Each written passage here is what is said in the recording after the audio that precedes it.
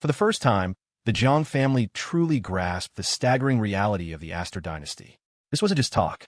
The assets Nathan was listing off were enough to launch a normal family into the stratosphere of high society. And he wasn't finished. The properties were only the beginning. Nathan rattled off a list of gifts like a sommelier describing a wine cellar. And even all of that paled in comparison to the value of the antiques and rare plants Jax had destroyed at Moonshadow Estate months ago. I'm sorry, Mom, Dad. Chelsea, I prepared a few things on my own. I just wanted to make you happy. Seeing their shocked expressions, Lily suddenly felt a pang of uncertainty. Had she done something wrong? But she had nothing else to offer.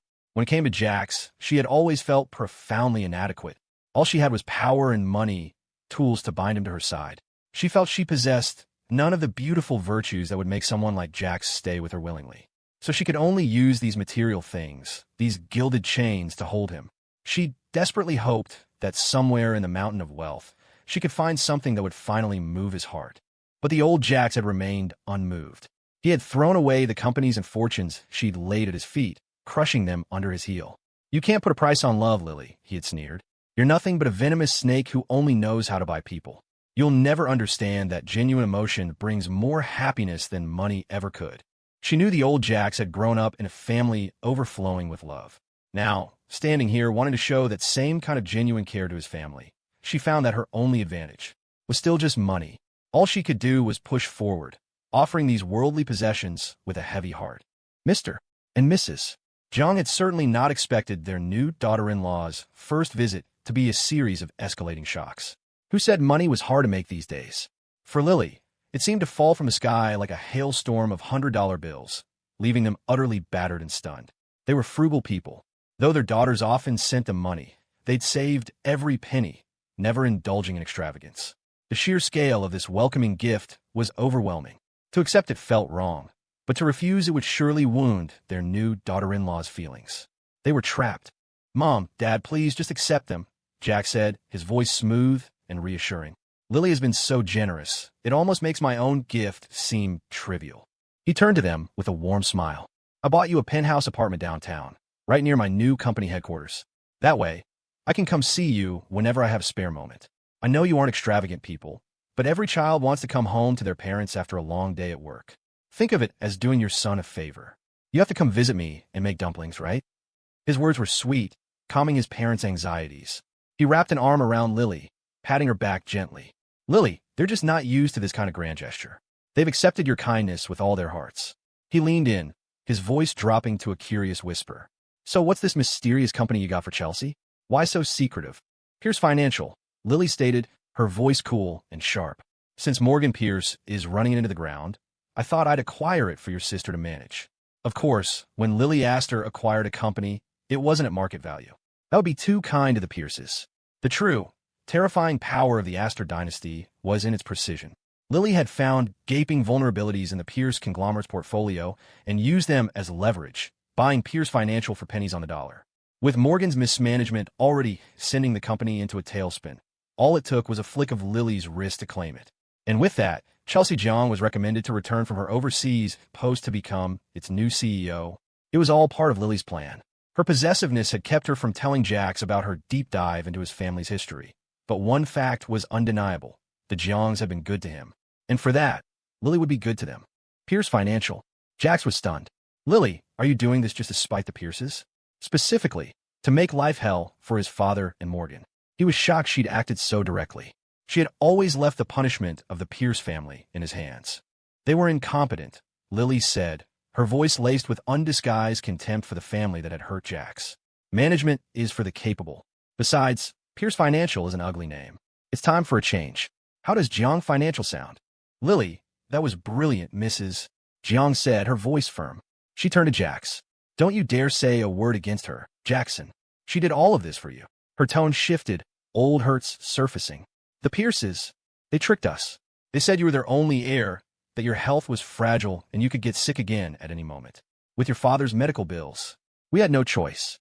And then, your grandfather offered us $100 million. I checked at the bank, Jax. It was real. I thought a family that would spend so much to bring you home would surely take care of you, give you the future we couldn't. Her voice cracked. But we never stopped missing you. We never stopped trying to get you back. Violet, She traveled all the way from the South to New York by herself just to find her big brother. She pretends to hate you, but she adores you more than anyone. She took a deep, shaky breath. Thank God, after 4 years, our family is finally whole again. If Lily wants to punish the Pierces, you will not stand in her way. As far as I'm concerned, they deserve every bit of it. The word from a usually gentle, unassuming woman hung in the air, sharp and clear. With her confession, a terrible misunderstanding was torn open. His grandfather hadn't saved him. He had tricked his parents. He hadn't wanted a grandson. He had wanted a blood bag, an endless supply for his precious Caleb, a tool that could never escape his grasp. The truth seared through Jax, a raw and bloody pain. He had clung to a sliver of hope that his grandfather was different, that even if the rest of the Pierces used and discarded him, he had at least one true relative in that house. It was his grandfather, after all, who had brought him home, who had stood before the family and declared with authority, "From now on, Jax is a Pierce. He has my protection. None of you will mistreat this grandson I've worked so hard to find." It was all a lie. He was such a fool. "Mom," Jax said, his voice hollow, "that $100 million, it wasn't from the Pierces. It was from Lily." He looked at the woman beside him, the truth of her devotion hitting him with the force of a physical blow. "Lily found me first. She wanted me first." The final piece of the puzzle clicked into place. It was from Lily. "Yes. Yes, I remember now, Mrs. Jiang murmured, her eyes distant. It was a young girl, so cold and quiet. It was dark. I thought she was just handing out flyers. She gave me the card and said, 'This money is to buy Jiang phone.' I was so shocked, and before I could even try to give it back, she was gone." Her voice filled with wonder. She was so thin back then, like a little stray cat, but her back was so straight and stubborn. How could that possibly have been Lily? How could the woman who would one day sit atop the Aster empire have been so desperate, so heartbreakingly vulnerable, that she would show up on a stranger's doorstep to buy the boy she wanted? What must have been going through her mind?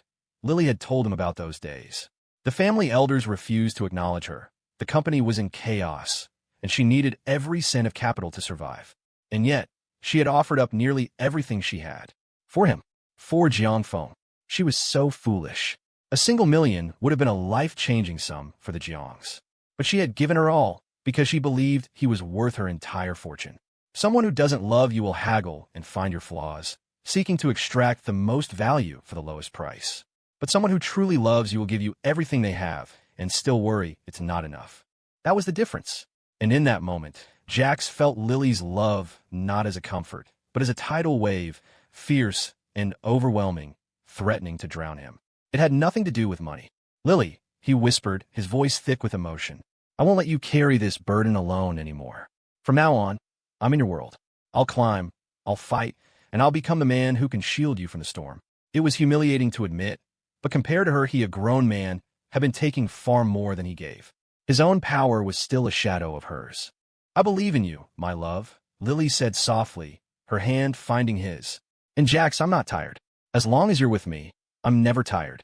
These were choices she had made willingly. She never wanted them to become a weight on his shoulders. "That's right, Lily," Mrs. Jiang said, her tone warm but firm. "Our Jax is a man. It's time he stepped up. He was sick as a child, but he's healthy now, stronger than you can imagine. And his mind, it's sharper than both his sisters combined. He just needed the right reason to use it. Now, he has you. He has his own family, and that responsibility will drive him to build a life for you both." She smiled gently. "As for us, we wouldn't know what to do in a mansion. This little house is perfect. But Jax, if you need me, I'll come to your downtown place and cook for you too. You'll get a taste of your mom's cooking again." She looked at the pile of documents. "And for the other gifts, it's a beautiful gesture from you both, and we won't be the kind of parents to spoil the mood. We accept." Mrs. John's smile was full of affection for Lily, but now it was tinged with a deep, aching guilt.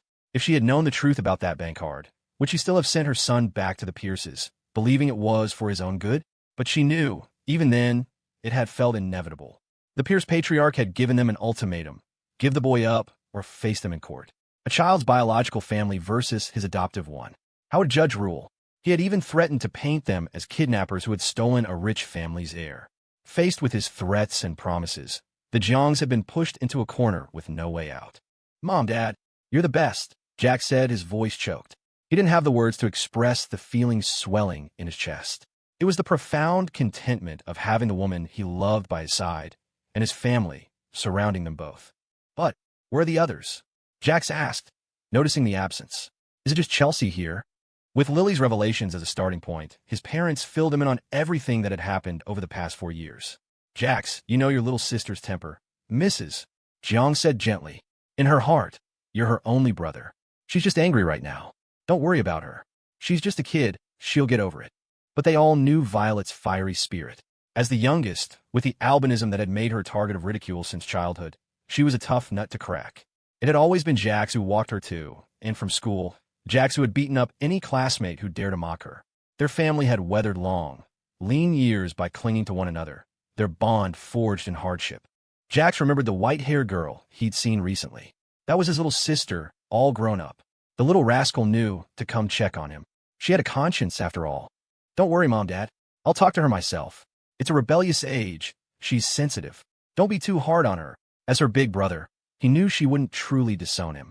Oh, Mom, Jax said, his tone shifting. Could you please check Lily's pulse? Her health isn't good. His mother had taught him the basics of herbal medicine, but Lily's condition was unlike anything he'd ever encountered. He hoped his mother's wider experience might offer some insight. After dinner, Mrs. Jiang led the young couple into her bedroom. The room was tidy, filled with the faint, pleasant scent of dried herbs. She took Lily's wrist, her brow furrowing in concentration. After a long moment, she sighed. Lily's condition is very strange. There's an energy, a life force, that's slowly leaking from her. The goal must be to fortify her foundation, to plug the leak. But common herbs won't work. I don't have a permanent cure, but her body is so depleted. The priority has to be stabilization. We have to stop the leak first. Otherwise, any tonic you give her will just flow right out, solving nothing. Mom, what do we need? What herb? Jax asked, his voice urgent. His own examination had told him the same thing. He had been feeding her strengthening broths, but he knew it was like pouring water into a sieve. Crimson knot root, she said. I saw it once as a child, growing wild in the mountains with my grandfather. I've never seen it in any market since. With all the changes in the world, it's likely vanished. But you two have resources now. You have to try to find it. She looked at Lily, her expression grave. Lily, don't you worry too much. We'll find a way. But the doubt in her eyes betrayed her heavy heart. It was clear she had little hope. Lily was used to this. She was powerful. She was rich. She had consulted every famous doctor, every remote shaman, every specialist under the sun. The hope had always been slim, and she'd long since stopped expecting a miracle. She only kept searching, kept feigning optimism, because she didn't want to see the pain in Jax's eyes. Long after the couple had left, Mrs. Jiang sat in the small courtyard, silent. Such a wonderful couple, she murmured to her husband. Why must they suffer so? Lily is a good girl, and Jax loves her so much. If something were to happen, how would he go on? She shuddered. Would he even want to go on? I know my son. Once he sets his mind to something, no one can change it. I'm afraid, when that day comes, he'll do something foolish. She couldn't bear the thought of losing such a wonderful girl, of seeing her vibrant son follow her into the darkness. Fate was cruel, but she could feel the powerful, defiant love the two shared. She stood up, her jaw set. We can't just sit here and do nothing. She turned to her husband. Richard, we're going back home. Back to the Ozarks. My grandfather was skilled in medicine, a respected man in his time. My mother told me he buried some of his medical texts on the old family land. I never thought much of it, just old books, and we never had the money for the trip. But now, our children need us. We can't just sit back and enjoy the fruits of their labor. Her voice was firm. We'll leave tomorrow. She looked at her older daughter. Chelsea, your sister Violet is stubborn and impulsive. I'm worried she'll go looking for trouble with your brother. You need to keep an eye on her. Chelsea nodded, her heart heavy with the news. She knew about the bizarre curse that plagued the Aster women. It was an open secret in their world. She just never imagined it would be so real, so close. And she had never imagined the love between her brother and the Aster heiress would be so profound. Now, with the weight of Jiang Financial on her shoulders, the most pressing matter was Lily's health. Don't worry, Mom, Dad. Be safe on your trip. I'll watch Violet. Mr. and Mrs. Jiang left in a hurry. They didn't notice another figure arriving at their small house just as they departed. The man leaned heavily on a cane of golden Nanma wood, exquisitely carved with a dragon. He coughed with every few steps, his breathing labored, yet he was flanked by more than a dozen sharp, imposing bodyguards. Chelsea heard the commotion and opened the door, her eyes landing on the old man, standing in the center of their courtyard. Chelsea, the old man rasped, a grim smile on his thin lips. It's been a long time. In just 4 years, you've grown into quite a capable young woman. I hear you became the CEO of a financial group the moment you returned to the country." His eyes glinted with a cold, predatory light. "And it just so happens to be Pierce Financial." Back at Moonshadow Estate, the hunt for Crimson Knot root was on. The moment he had the name, Jax sequestered himself in the medical lab, poring over ancient texts. He tasked Dr. Mandel with searching every medical database within his reach. Nathan, meanwhile, activated the full, terrifying power of the Aster network, launching a global search. Jax knew one thing with absolute certainty. Even if Crimson Knot root couldn't cure Lily, it could buy her time. It could extend her life. As things stood, her life was draining away like sand through an hourglass. The herb was a plug. If they could stop the leak, they could begin to truly fortify her, to rebuild her strength. Maybe they could even restore her to a normal state. And even if they couldn't, it would be enough to shatter the so-called curse that claimed the Aster women at 25. This time, Jax refused to believe in fate. A day passed. Lily went about her work, handling business with her usual cool efficiency. She didn't interfere with Jax's frantic efforts, but she didn't place much hope in them either. No matter what happened, the worst outcome was death. If she couldn't live with Jax, then dying with him was a perfectly acceptable alternative. She was a selfish, vicious, despicable person. She could never bring herself to let him live on and marry someone else. Her ghost would never find peace. "We found it." Nathan burst in, his voice tight with a mix of excitement and dread. "Ma'am, our search for the herb made a lot of noise. We got a tip from a South Korean businessman. He has a specimen. His ancestors looted it from China a century ago. But no matter how much we offer, no matter how much we threaten, he won't give it up." Nathan swallowed hard. The man is James Lee, the head of YK Tech. He was the one who lost the semiconductor supply chain secrets to the young master in that bet with Skylar Pierce. He says he'll give us the Crimson Knot root, but only if we give him the young master. His voice dwindled to a whisper. A part of him, the part that was human, couldn't help but blame Jax. That whole bet had just been a mess with Skylar Pierce, hadn't it? Of course, the Aster Group had profited immensely in the end. That supply chain would save them billions in the long run. Jax had, in his own way, been working for Lily's benefit. But now, the consequences of his actions were threatening her very life. Looked at that way, it was a catastrophic loss. Nathan didn't dare say any of this aloud. He knew his perspective was narrow. But people are selfish. People want to live. "James Lee," Lily's voice was arctic. "He dares to use my husband as a bargaining chip? A stolen Chinese artifact becomes his property after 100 years? I have a simple principle. If I can't have something, I destroy it. If he refuses to hand it over." A lethal smile touched her lips. "I don't mind turning YK Tech to ash." Her rage wasn't just about the herb. It was about men like him, so-called global titans with Chinese blood in their veins who acted as if they were foreign conquerors. They were nothing but descendants of dogs who had fled with their tails between their legs, building fortunes on stolen wealth. Did they think they could wash away the sins of their ancestors? Lily despised that kind of trash more than anything on earth. "He knows he can't stand against you, ma'am," Nathan said, his head bowed. "He says if we refuse and move against YK Tech, he will destroy the Crimson Knot root first. We'll get nothing." He hesitated. "The young master. I haven't told him yet. What are your orders?" "Then we destroy YK Tech," Lily said without a flicker of hesitation. "He dares to threaten me? A man with that kind of audacity hasn't been born yet." But Jax was standing in the doorway. He had heard everything. "No," he said, his voice raw. "We have to get that root." Jax stood in the doorway of the study, his eyes, already red-rimmed from a sleepless night of research, now burning with a fierce, unyielding focus on Lily. He knew her decision was meant to protect him, but this was a crisis of his own making. That didn't mean, however, that they had to play James Lee's game of mutually assured destruction.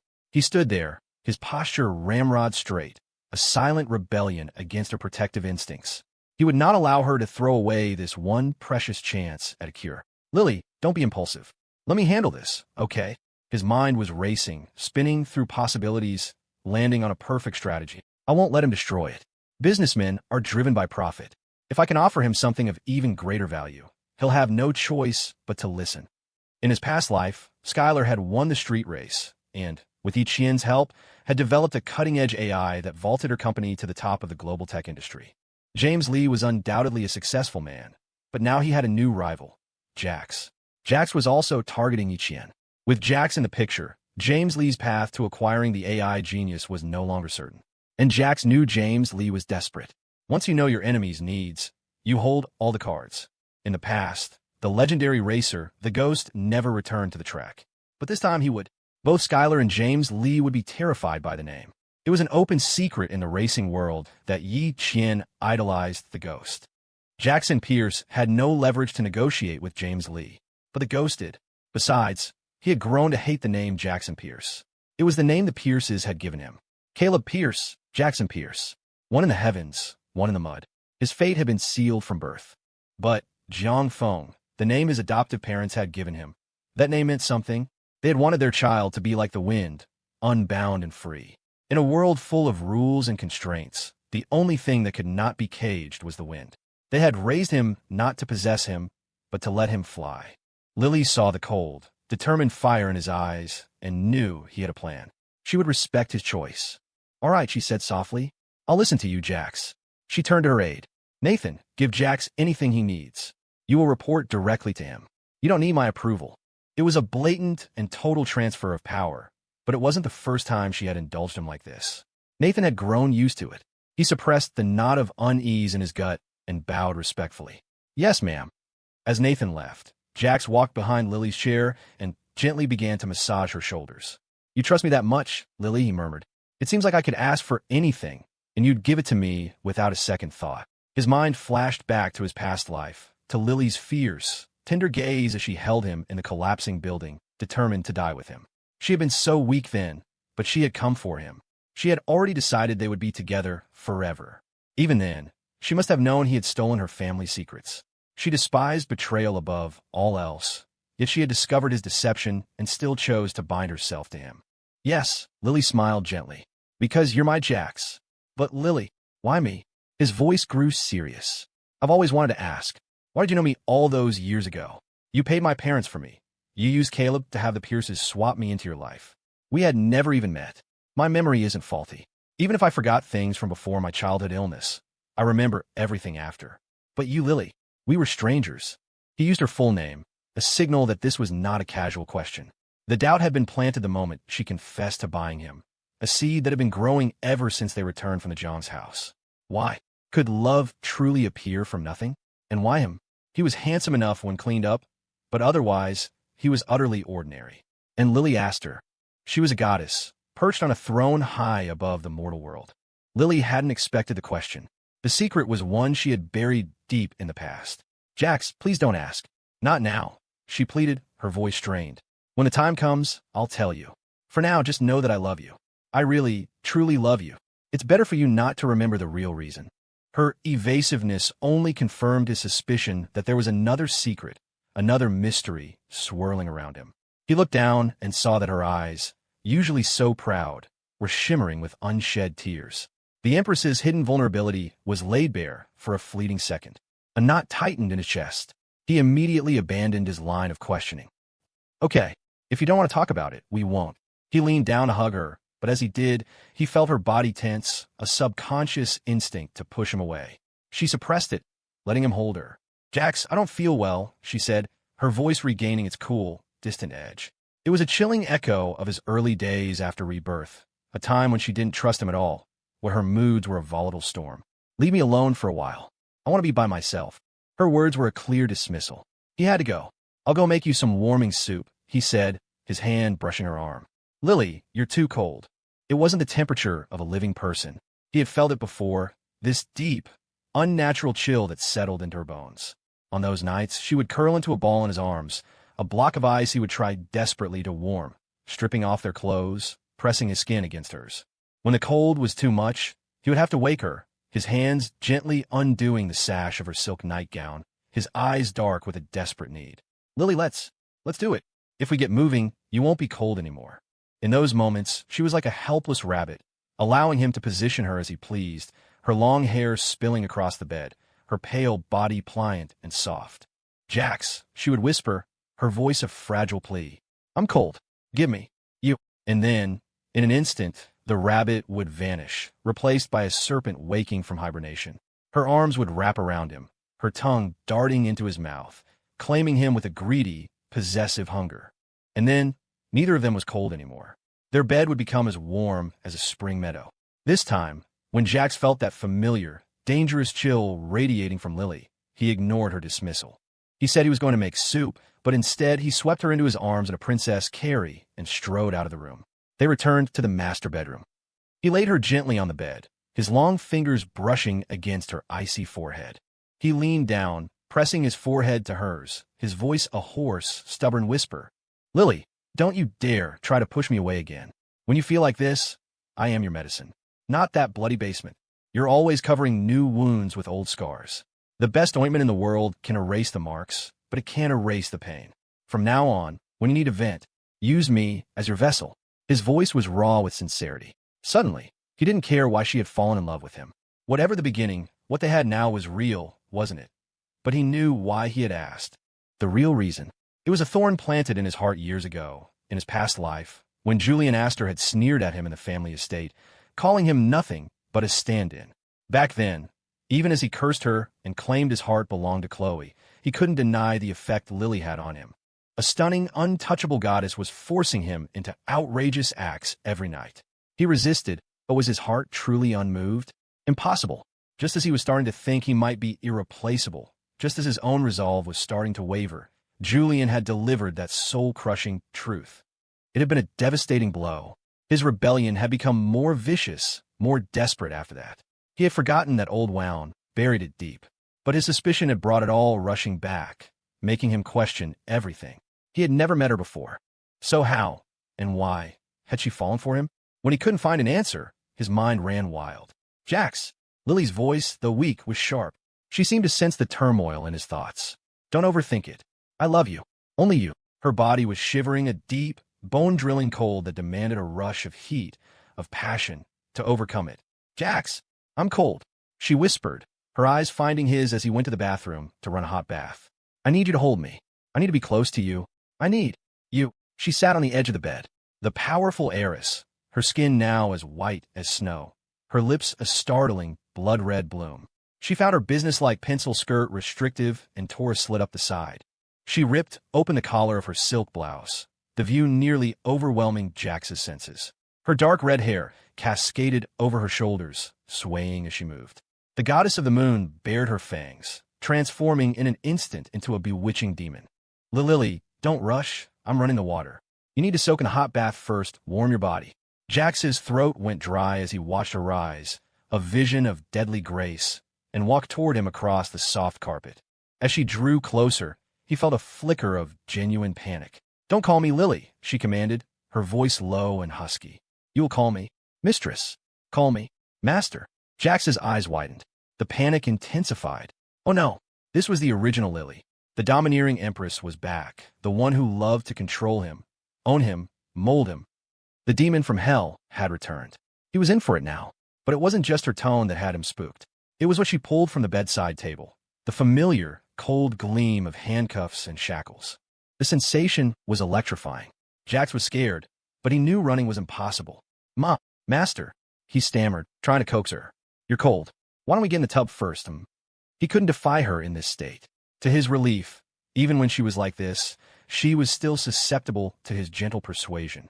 She nodded, allowing him to lead her by the hand into the steamy bathroom.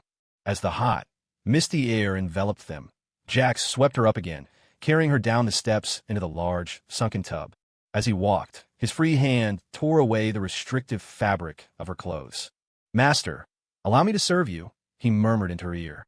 The heat wrapped around her icy body, his strong arms holding her steady. Lily closed her eyes, purring with satisfaction. But through the hazy pleasure, she felt something cold snap around her wrist. Then her ankle. Her eyes flew open. "Is this how you serve me?" she purred, her voice dangerously soft. "Planning a rebellion, are we?" She arched an eyebrow, her crimson-tinged eyes locking with his. She could feel the raw, masculine energy pouring off him, a current that made her spine tingle. "Lily," Jax demanded, his voice a low growl. "Tell me, who do you really love? Before me, was there anyone else living in your heart? When reason failed, use the enemy's tactics." That was the essence of Lily's own methods. Tie up your prey, chain them to your side, torment them, torture them, until they're forced to submit, forced to confess their truths. He knew he couldn't pry the secrets from a clear-headed Lily. But the Lily before him now was different. Her eyes were hazy, her soul stolen by him. "I love The ghost, she breathed, her body pressing against his despite her bonds. The one in my heart is the ghost. It's you. It's always been you, only you. My ghost. Jax froze. She called him the ghost. She had known him, wanted him, back when he was Jiang Feng. There was no one else. There had never been anyone else. The person at the very center of Lily Aster's heart was, and always had been him. An indescribable wave of satisfaction washed over him. In the next moment, the water in the tub began to churn, mirroring the feverish heat of his own heart, which craved only one thing: to be closer to his mistress. The next morning, Jax had Nathan forward him James Lee's number, along with his complete dossier. When the Aster group investigated someone, they were thorough. The file contained James Lee's entire family tree for 3 generations, a detailed web of their assets, and every skeleton in their closet. In his past life, Jax had seen James Lee interviewed on financial news channels. He was the epitome of a ruthless corporate predator. YK Tech was just one piece of his empire. The man also dabbled in the high-stakes world of antique trading, specializing in national treasures that had been lost or looted from various countries over the centuries. He would then sell these priceless artifacts back to patriotic collectors at an exorbitant markup, using the profits to fund his relentless push for technological superiority. The most bitter irony was that James Lee had Chinese blood. His ancestors had been opportunists who had funneled their assets overseas during wartime, but their nationality had long since been changed. He would never admit to his roots. The information the Asters had dug up was a world away from the carefully curated public image Jax had seen on TV. With enough money, you could invent any identity you wanted. This only strengthened Jax's resolve. He could not let the future of AI fall into this man's hands. But that didn't mean he wouldn't make a deal with him. Jax dialed the international number. A moment later, James Lee answered. Well, long time no see, Ms. Aster. Lily's empire was global, so their paths had crossed, but they had never done business. At their level, information was currency. A call from Lily Aster's private number was one you answered immediately. But the voice that replied was not Lily's. This is Jackson Pierce. Jax spoke in perfect, unaccented English. I hear you want to trade me for a root. James Lee raised an eyebrow. He was intrigued by the infamous boy toy the Aster heiress kept, but he was also furious. An insignificant kept man had dared to sabotage his business. He was even more surprised that Lily would trust him with her secure, global line. It seemed the reports from Skylar were true.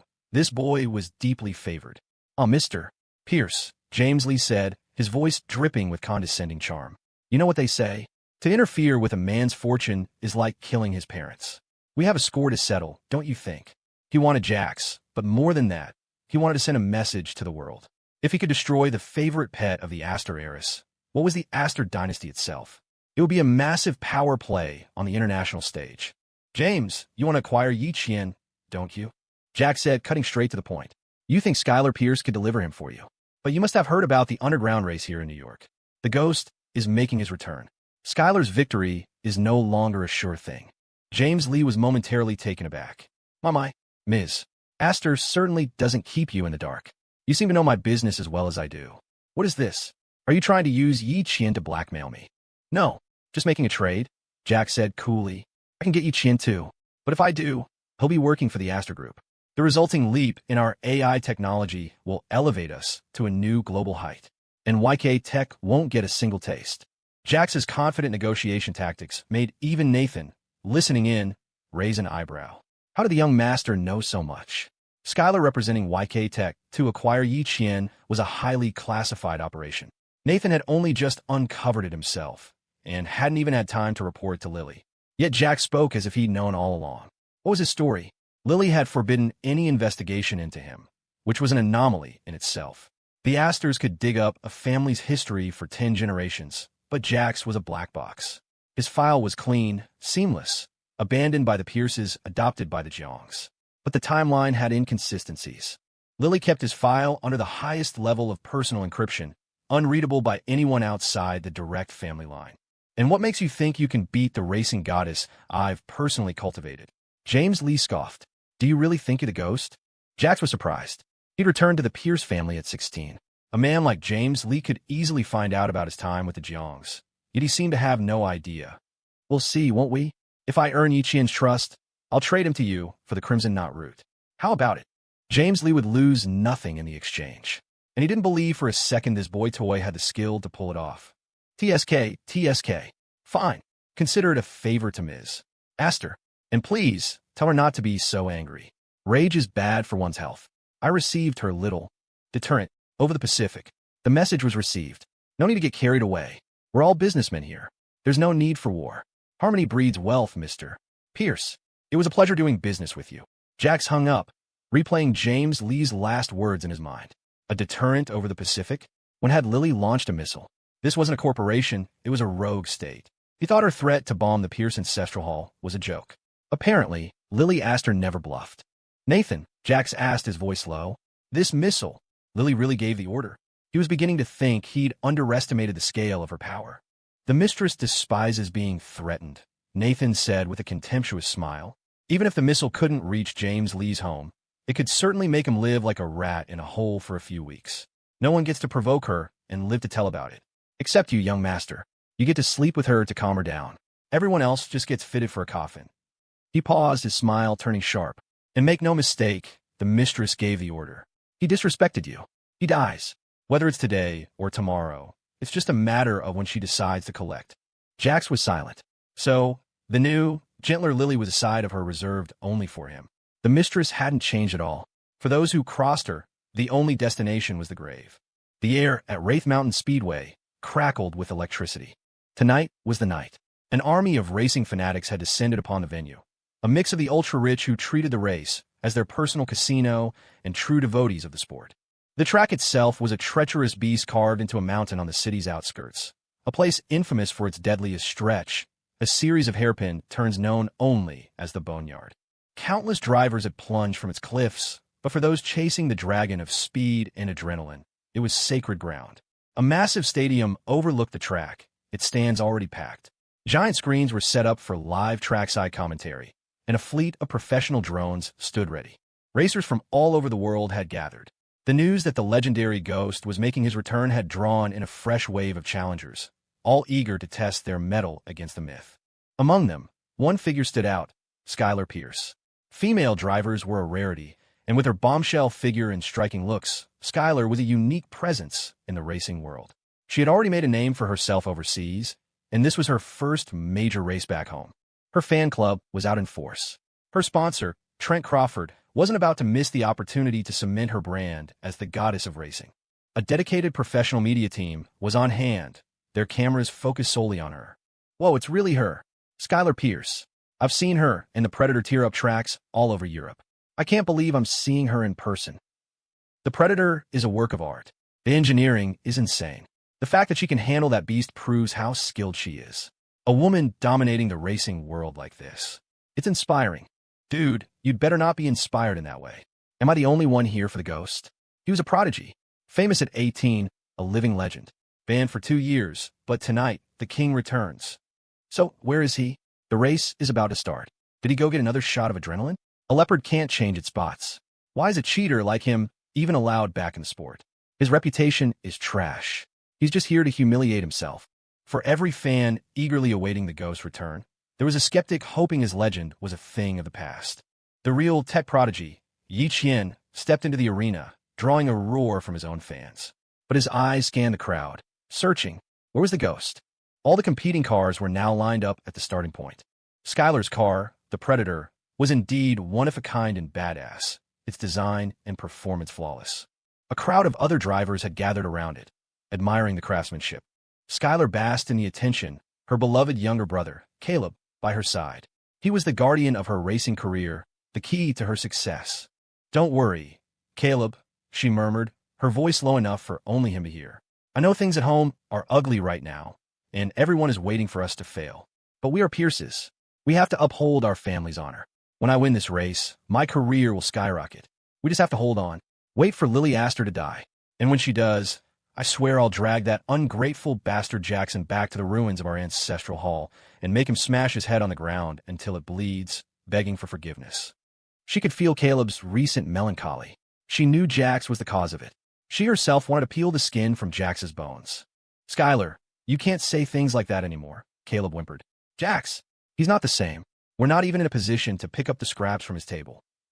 Skylar's brow furrowed. Her brother, once the most arrogant and spirited young man in the Pierce family, was now spouting such pathetic, defeated words. That monster Jax had clearly been tormenting him while she was away. She reached out, stroking his hair with a pang of pity. Caleb, listen to me. You are my most capable ally.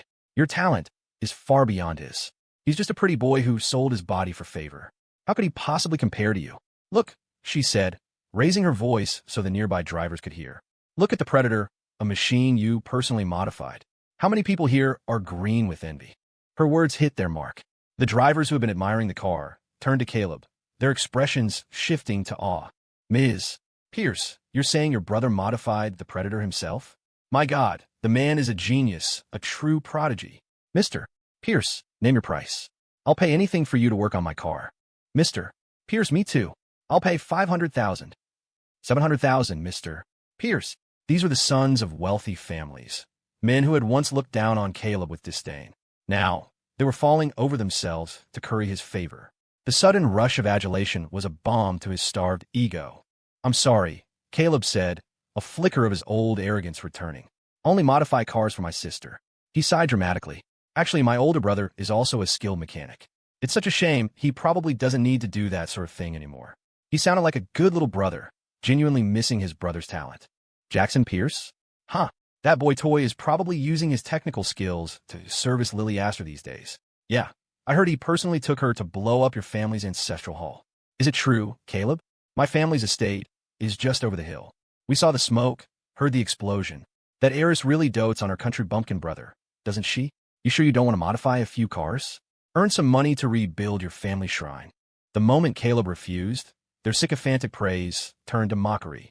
Skylar's face tightened, and she was about to lash back when a massive commotion erupted from the far side of the crowd. Yeah, it's the ghost. The ghost has returned. He's going to clean house tonight. Get rid of the trash who are selling their bodies on the side. Is that really him? TSK, has he passed his drug test yet? Every head turned.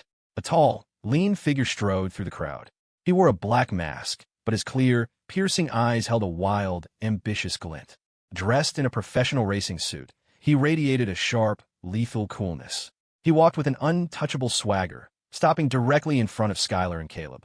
He slowly, deliberately pulled down his mask. Well, the young man said, his eyes glinting with mockery. Here to earn money to rebuild the family shrine? Skylar gasped, a strangled cry of disbelief escaping her lips. Jackson? How can it be you? You're the ghost. Jax raised an eyebrow, his expression utterly cold. Unfortunately for you, I am. He took a step closer. And about that doping incident 2 years ago, I have a few questions for you, Miss. Skylar Pierce. The air at Wraith Mountain Speedway crackled with electricity. Tonight was the night. An army of racing fanatics had descended upon the venue. A mix of the ultra-rich who treated the race as their personal casino and true devotees of the sport. The track itself was a treacherous beast carved into a mountain on the city's outskirts, a place infamous for its deadliest stretch, a series of hairpin turns known only as the Boneyard. Countless drivers had plunged from its cliffs, but for those chasing the dragon of speed and adrenaline, it was sacred ground. A massive stadium overlooked the track, its stands already packed. Giant screens were set up for live trackside commentary, and a fleet of professional drones stood ready. Racers from all over the world had gathered. The news that the legendary Ghost was making his return had drawn in a fresh wave of challengers, all eager to test their mettle against the myth. Among them, one figure stood out, Skylar Pierce. Female drivers were a rarity, and with her bombshell figure and striking looks, Skylar was a unique presence in the racing world. She had already made a name for herself overseas, and this was her first major race back home. Her fan club was out in force.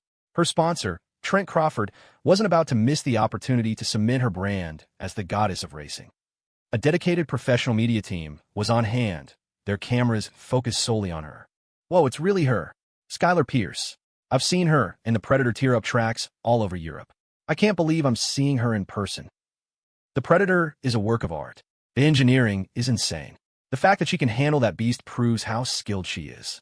A woman dominating the racing world like this. It's inspiring. Dude, you'd better not be inspired in that way. Am I the only one here for the Ghost? He was a prodigy. Famous at 18, a living legend. Banned for 2 years, but tonight, the king returns. So, where is he? The race is about to start. Did he go get another shot of adrenaline? A leopard can't change its spots. Why is a cheater like him even allowed back in the sport? His reputation is trash. He's just here to humiliate himself. For every fan eagerly awaiting the ghost's return, there was a skeptic hoping his legend was a thing of the past. The real tech prodigy, Yi Qian, stepped into the arena, drawing a roar from his own fans. But his eyes scanned the crowd, searching. Where was the ghost? All the competing cars were now lined up at the starting point. Skylar's car, the Predator, was indeed one of a kind and badass, its design and performance flawless. A crowd of other drivers had gathered around it, admiring the craftsmanship. Skylar basked in the attention, her beloved younger brother, Caleb, by her side. He was the guardian of her racing career, the key to her success. "Don't worry, Caleb," she murmured, her voice low enough for only him to hear. "I know things at home are ugly right now, and everyone is waiting for us to fail. But we are Pierces. We have to uphold our family's honor. When I win this race, my career will skyrocket. We just have to hold on. Wait for Lily Aster to die. And when she does, I swear I'll drag that ungrateful bastard Jackson back to the ruins of our ancestral hall and make him smash his head on the ground until it bleeds, begging for forgiveness." She could feel Caleb's recent melancholy. She knew Jax was the cause of it. She herself wanted to peel the skin from Jax's bones. "Skylar, you can't say things like that anymore," Caleb whimpered. "Jax, he's not the same. We're not even in a position to pick up the scraps from his table." Skylar's brow furrowed. Her brother, once the most arrogant and spirited young man in the Pierce family, was now spouting such pathetic, defeated words. That monster Jax had clearly been tormenting him while she was away. She reached out, stroking his hair with a pang of pity. "Caleb, listen to me. You are my most capable ally. Your talent is far beyond his. He's just a pretty boy who sold his body for favor. How could he possibly compare to you? Look," she said, raising her voice so the nearby drivers could hear. "Look at the Predator, a machine you personally modified. How many people here are green with envy?" Her words hit their mark. The drivers who had been admiring the car turned to Caleb, their expressions shifting to awe. "Ms. Pierce, you're saying your brother modified the Predator himself? My God, the man is a genius, a true prodigy. Mr. Pierce, name your price. I'll pay anything for you to work on my car." "Mr. Pierce, me too. I'll pay 500,000. 700,000, Mr. Pierce." These were the sons of wealthy families, men who had once looked down on Caleb with disdain. Now, they were falling over themselves to curry his favor. The sudden rush of adulation was a balm to his starved ego. "I'm sorry," Caleb said, a flicker of his old arrogance returning.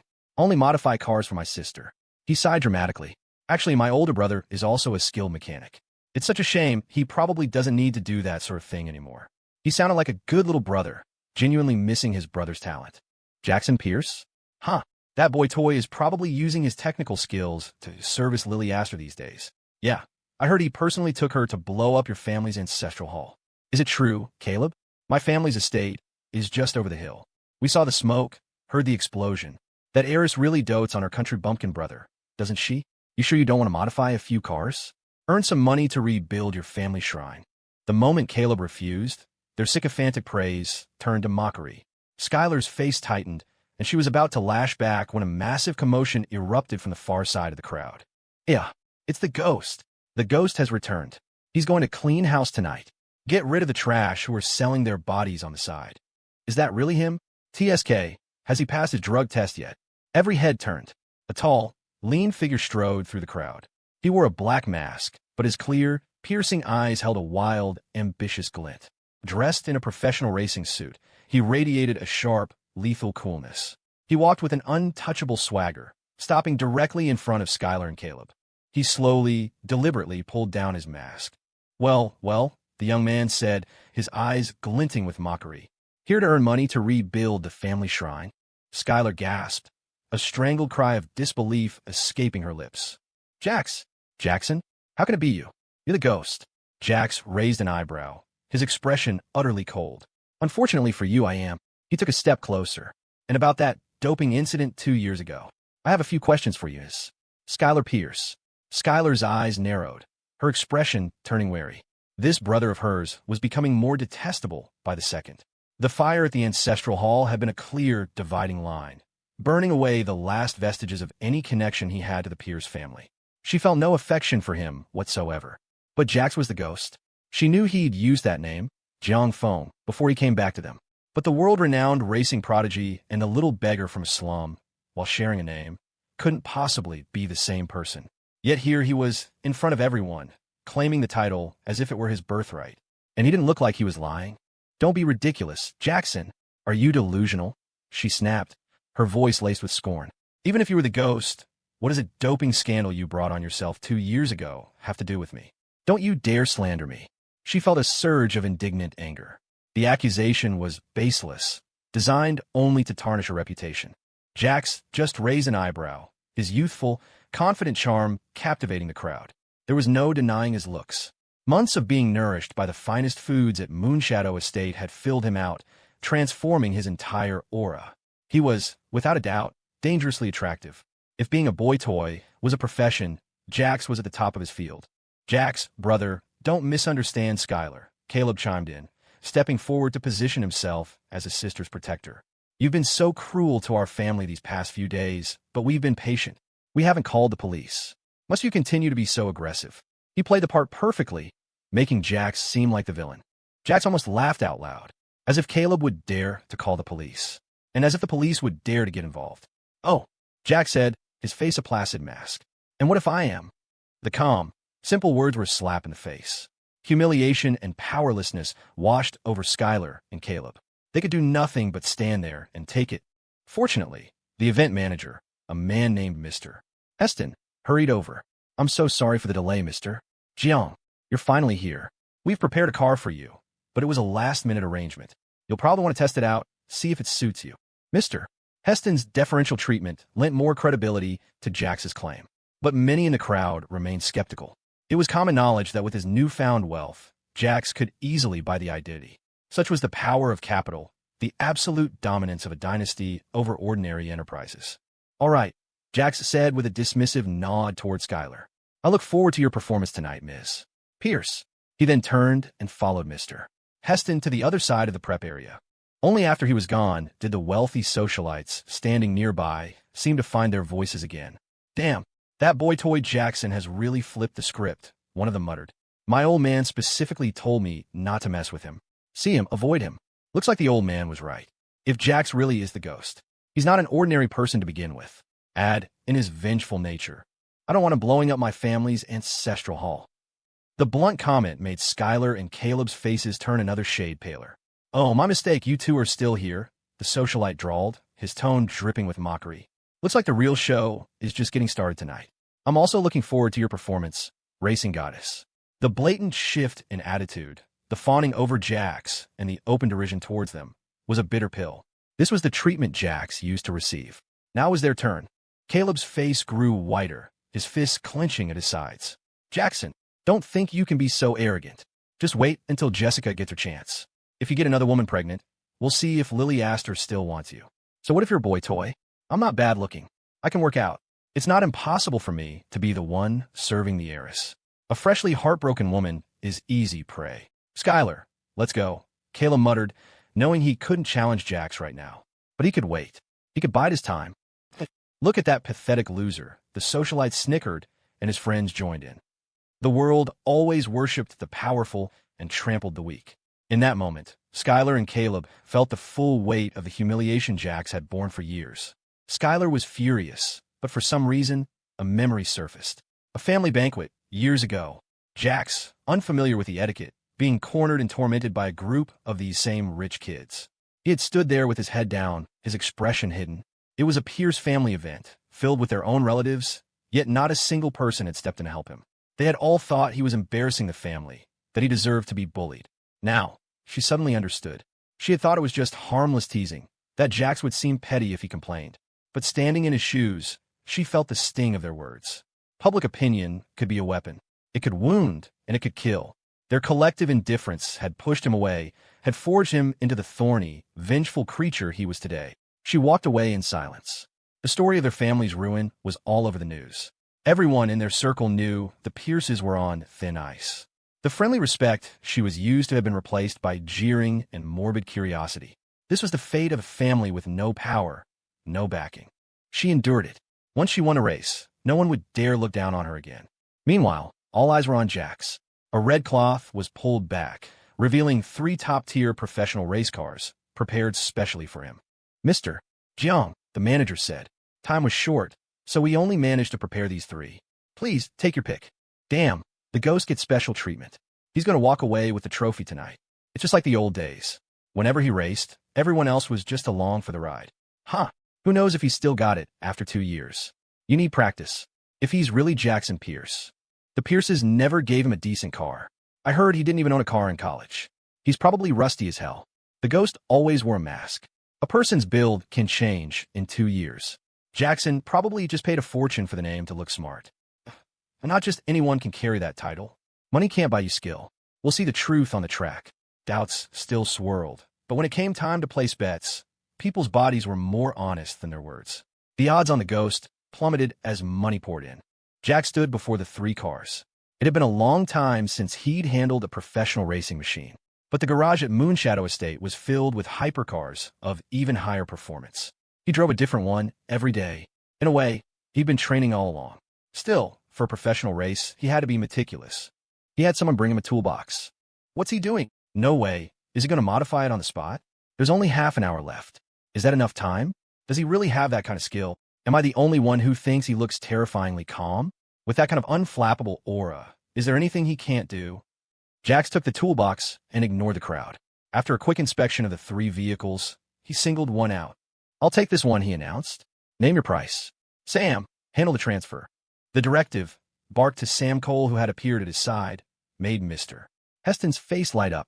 These cars were expensive rentals, not new. Offering one to the ghost was a sign of respect, but also good business. Mr. Jiang, $3 million. Jax didn't speak. He simply held up a hand, stopping Sam. Mr. Heston, that's not a fair price, Jack said, his voice dangerously smooth. This car isn't new, yet you're charging me the new car price. Be careful. A man who makes a dishonest living often finds his life is cut short. The manager's blood ran cold. The story of Jax blowing up his own family shrine had made him a legend of a different sort. Even without the Aster dynasty backing him, his sheer ruthlessness was terrifying. 300,000, Jack said, popping the car's hood with a tool and beginning his work. Mr. Pierce, that's not haggling, that's robbery. Mr. Heston blurted out, his address shifting from the respectful Mr. Jiang to the businesslike Mr. Pierce. 300,000 is the deposit, Jax clarified without looking up. After this car wins the race with me, its value will skyrocket. I'll keep it registered with your group for rentals. We'll split the fees, 80% for me. He paused, fitting a custom part, and I'll buy the car outright. For $500,000. He continued to tinker, his focus absolute, but the negotiation was not over. Mr. Heston, surely you understand the difference between an unknown race car and the car that witnesses my triumphant return to racing after a 2-year hiatus. It's a used car. My offer is more than reasonable. Cars depreciate. Used race cars, even more so. Anyone in the business knew that. Watching Jax's hands move with practiced ease, Mr. Heston knew he was dealing with an expert. He gritted his teeth and nodded. Fine. It's a deal. Mr. Pierce, you're a true connoisseur. If you have any future business, I hope you'll consider our group. It was an offer Jax wouldn't refuse.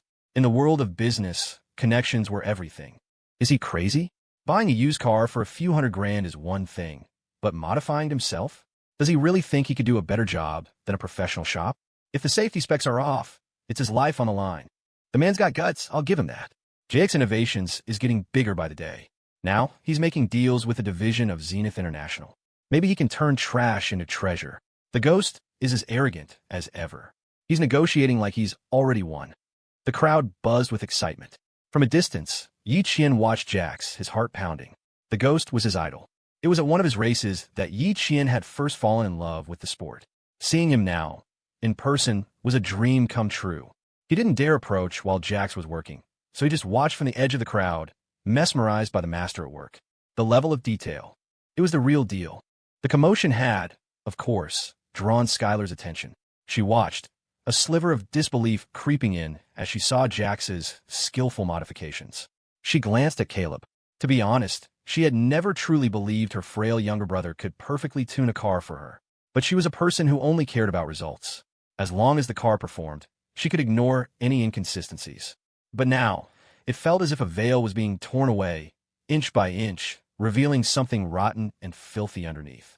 Caleb stood beside her, sensing the shift in her mood. He didn't dare move, didn't dare spin another lie. He knew the lies his family told were never that clever. He had always relied on their unconditional trust. If that trust ever shattered, no explanation would save him. Caleb, Skylar said, her voice sharp. Jackson's technique. He must have stolen it from you. The way he's working, it's identical to many of the modifications on the Predator. Caleb's eyes widened, his heart hammering in his chest. Then, relief washed over him as he nodded sagely. Skylar, nothing gets past you, does it? Back at Moonshadow Estate, on the helipad. Mr. Sterling, you're in charge of everything here for the next 3 days. Anyone who shows the slightest disrespect to the young master, you have my permission to destroy them. You don't need to ask. Lily stood dressed in a sleek black tactical suit, her dark red hair pulled back in a severe, efficient ponytail. The clean lines of her attire couldn't hide the murderous aura she projected. It was a look Nathan knew well. It was the same look she'd worn when she slaughtered her way out of the organization that had created her, a scythe in her hand, a demon of vengeance from the depths of hell. Mistress, Mr. Sterling stammered, his jaw agape. The young master had just left, and now she was leaving too? And from the looks of it, she was going somewhere far away. I'm going to bury someone. The staff on the helipad froze. In the entire world, perhaps only Lily Aster could speak of such a bloody task with such serene, casual indifference. Jax worked with his custom-designed tools, his movements as fluid and practiced as a surgeon's. He had already mapped out the entire modification process in his head after a single glance at the car. The crowd, a mix of amateurs and experts, watched in stunned silence. Even the professionals were drawn in, observing his technique with a critical eye. Holy crap, I thought he was all talk, but he's actually doing it. And his technique is professional grade. You can't fake that kind of muscle memory. Look at what he's doing to the engine. I've never seen that part before, but it looks powerful as hell. The Ghost really is an all-around god. If you call Jackson Pierce trash, I might nod along to be polite. But if you say the Ghost is average, I will flip this table. The Ghost. You are the one and only. The atmosphere was thick with a kind of nerdy, second-hand adrenaline. People crave passion, impulse, something to believe in. And in that moment, as the stadium lights glinted off the lone, focused figure of Jax, their faith found a form. They couldn't look away. The Ghost would not disappoint them. Skylar watched, a toxic jealousy coiling in her gut. Jackson, why do you get to be the center of attention? You're a traitor, a disgrace to the Pierce name. You have no right to steal the spotlight that I worked 2 years to earn.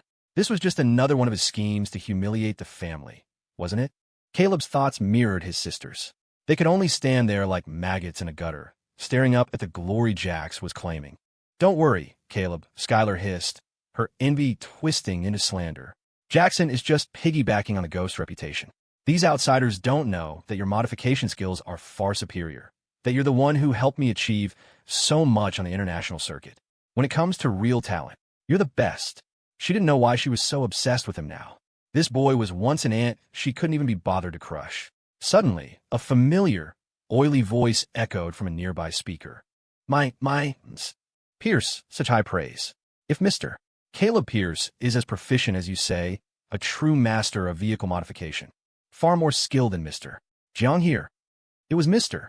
Sterling, a sly grin on his face as he strolled past her. At Moonshadow, he was a butler. Outside, he was a force to be reckoned with. He loved to play support, waiting for the perfect moment to strike at his opponent's weak point for a fatal blow. He had anticipated their jealousy and had the foresight to plant hidden microphones all around their area. As he expected, their envy had made them careless. The moment Skylar spoke, he broadcast her words for the entire stadium and a live stream to hear. The crowd erupted. The live chat exploded. So that's the racing goddess's true character? That reeks of jealousy. With an attitude like that, she's destined to be an also-ran today. This has to be a setup. They're recording her unfairly. Our goddess is just straightforward. Is she wrong? She has the international trophies to back it up. Maybe Jackson really did steal his techniques from Caleb. Caleb is the true Pierce heir, after all. Jackson was just some adopted kid. He probably threatened them to acknowledge him as a son. A lowlife from the slums. How else could he have gotten this far without selling his body? Yeah, our goddess didn't say anything wrong. Using hidden mics like this is what's truly despicable. Am I the only one who thinks Caleb, with his skinny arms and legs, looks like he'd break if he even sat in a race car? A modification expert? You gotta be kidding me. The venue descended into chaos. Mr. Heston, the manager, stepped forward to restore order.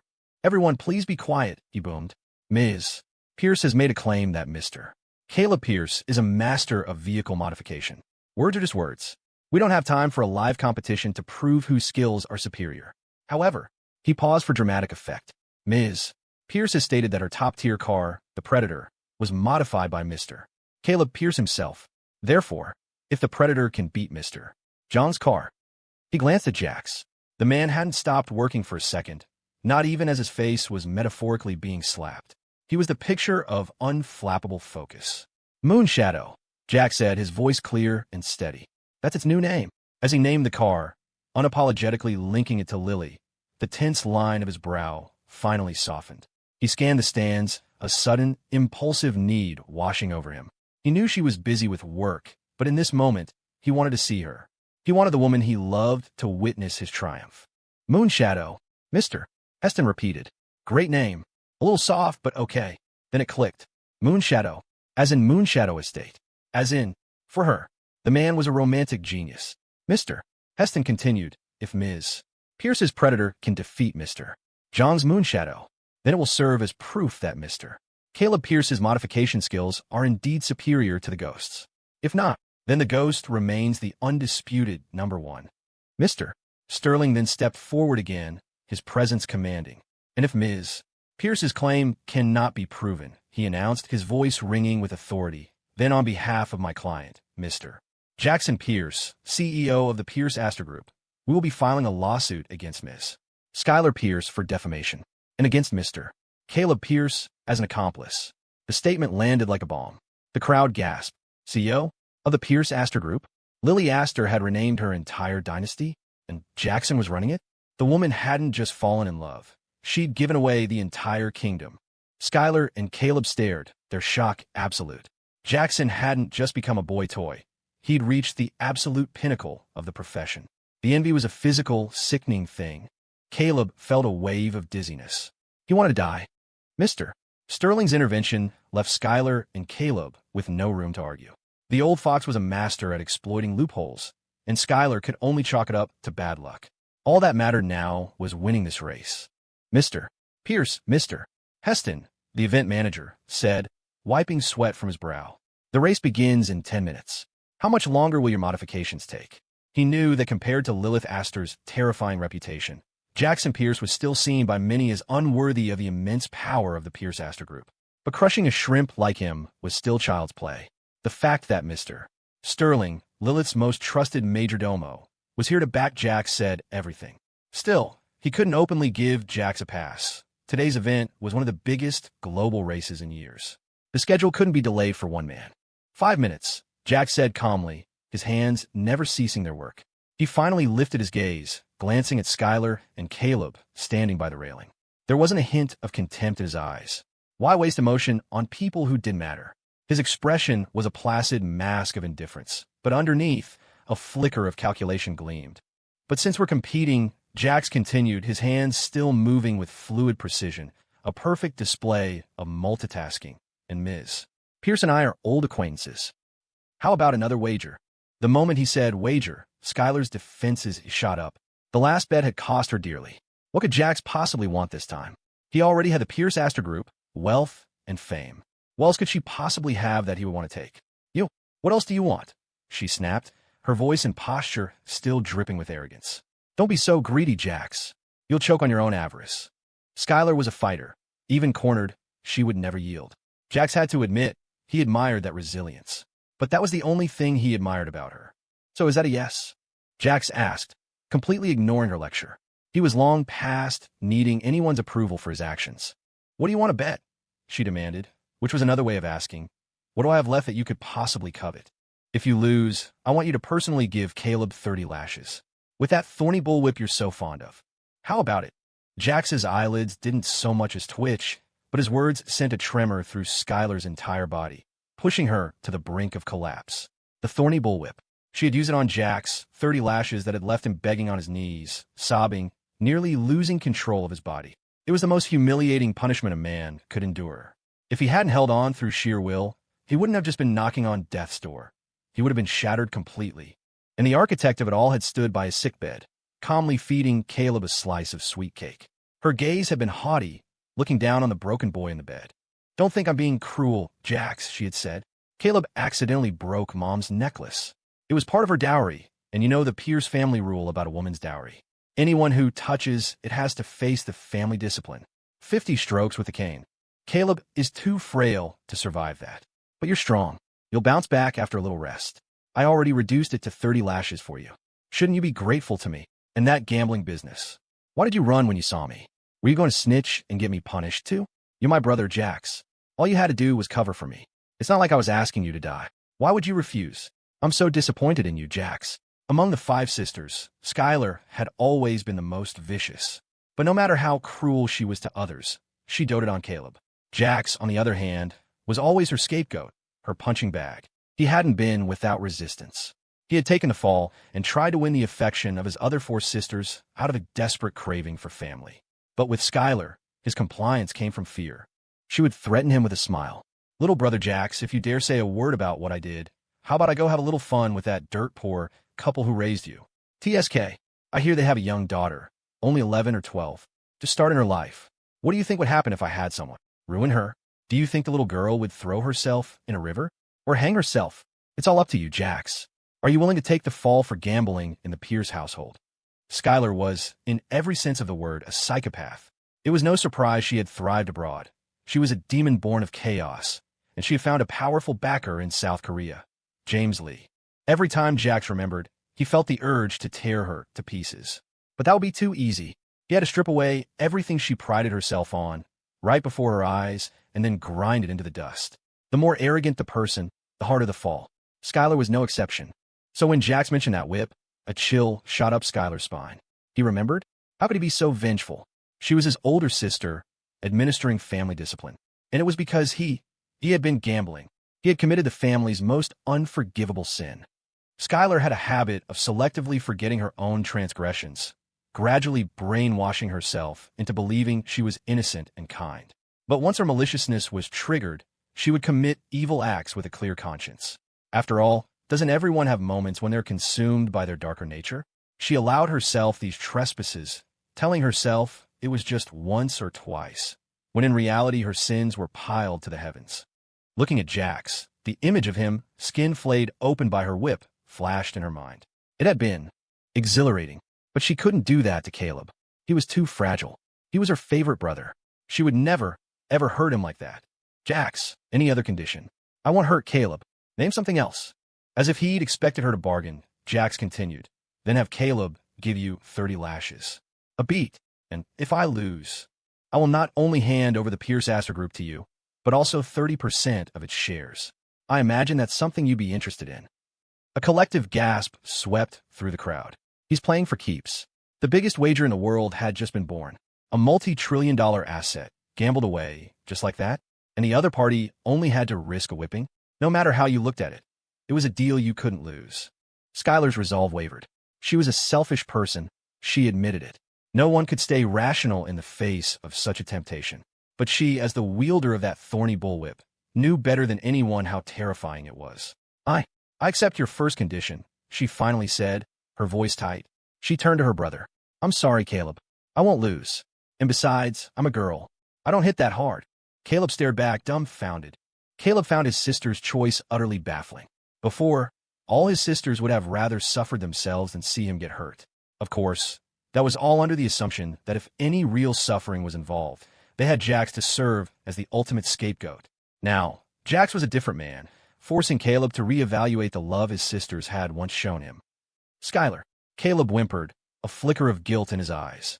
He knew another reason she could make this choice so decisively. When her own self-interest was at stake, she could detach from their family ties and see his actions for the mess they were. She probably suspected that what the other sisters had told her about his recent behavior was true.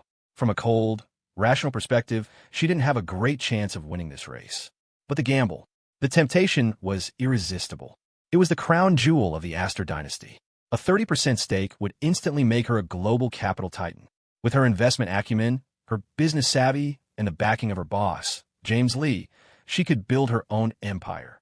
Maybe then, even Lilith Aster would be nothing to her. She could surpass Lilith, become even wealthier, even more feared. I've made my decision, Caleb, Skylar said, her mind already painting a grand vision of her future. Her affection for Caleb was a small matter now. Her business empire was what truly counted. And even if she lost, the cost wasn't that great. Even if she had to wield a whip, there was still one person in the Pierce family who could put Jax in his place.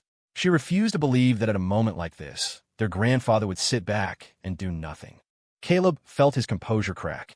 His sisters, who had once catered to his every whim and fussed over his delicate health, now couldn't be bothered. Were they not afraid he'd fall ill? He was the family's lucky star. I accept, Jax, Skylar announced. But I don't trust you. I need a guarantor, an impartial third party, the head of a major corporation with no ties to either of us. She had learned her lesson. A verbal agreement, no matter how many witnesses, was nothing compared to the security of black and white print. She remembered with a shudder how ruthlessly efficient Quinn Vanderbilt had been. Even YK Tech had to bend to her will. Her own boss, James Lee, had personally appeared at YK Tech's headquarters to greet Ms. Vanderbilt and oversee the transaction. It was no joke. When Quinn Vanderbilt shows up in person, you don't just wonder if she's there as a guarantor. You wonder if she's there to gut your company and take everything. But this time, Skylar knew Quinn wasn't here. She was vacationing in South Korea. James Lee was on edge, forced to remain at YK Tech on high alert until she left. With Quinn gone, there was no plausible guarantor. Skylar's demand was a deliberate humiliation. See, no matter how high you climb, Jax, you can't even find someone to back your bluffs. Of course, the Aster fortune was so immense that few corporations were qualified to guarantee such a sum. Was Jax's grand offer to sell off Pierce Aster shares just empty talk? He probably didn't have the authority to move that kind of capital. The crowd murmured, their eyes scanning the venue. Plenty of New York's elite were present, but none had the guts for this. Jax stood his ground. He methodically pulled off his gloves, the modifications complete.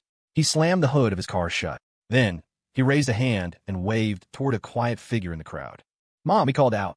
"Will you be my guarantor?" The entire place fell silent. Jax's mom? Wasn't she just some socialite wife? What kind of capital could she possibly command to back a risk this massive? All eyes followed his gesture, settling on a woman dressed in an elegant silk gown, gently waving a hand-painted fan. Most people didn't recognize her, but they couldn't deny her breathtaking aura.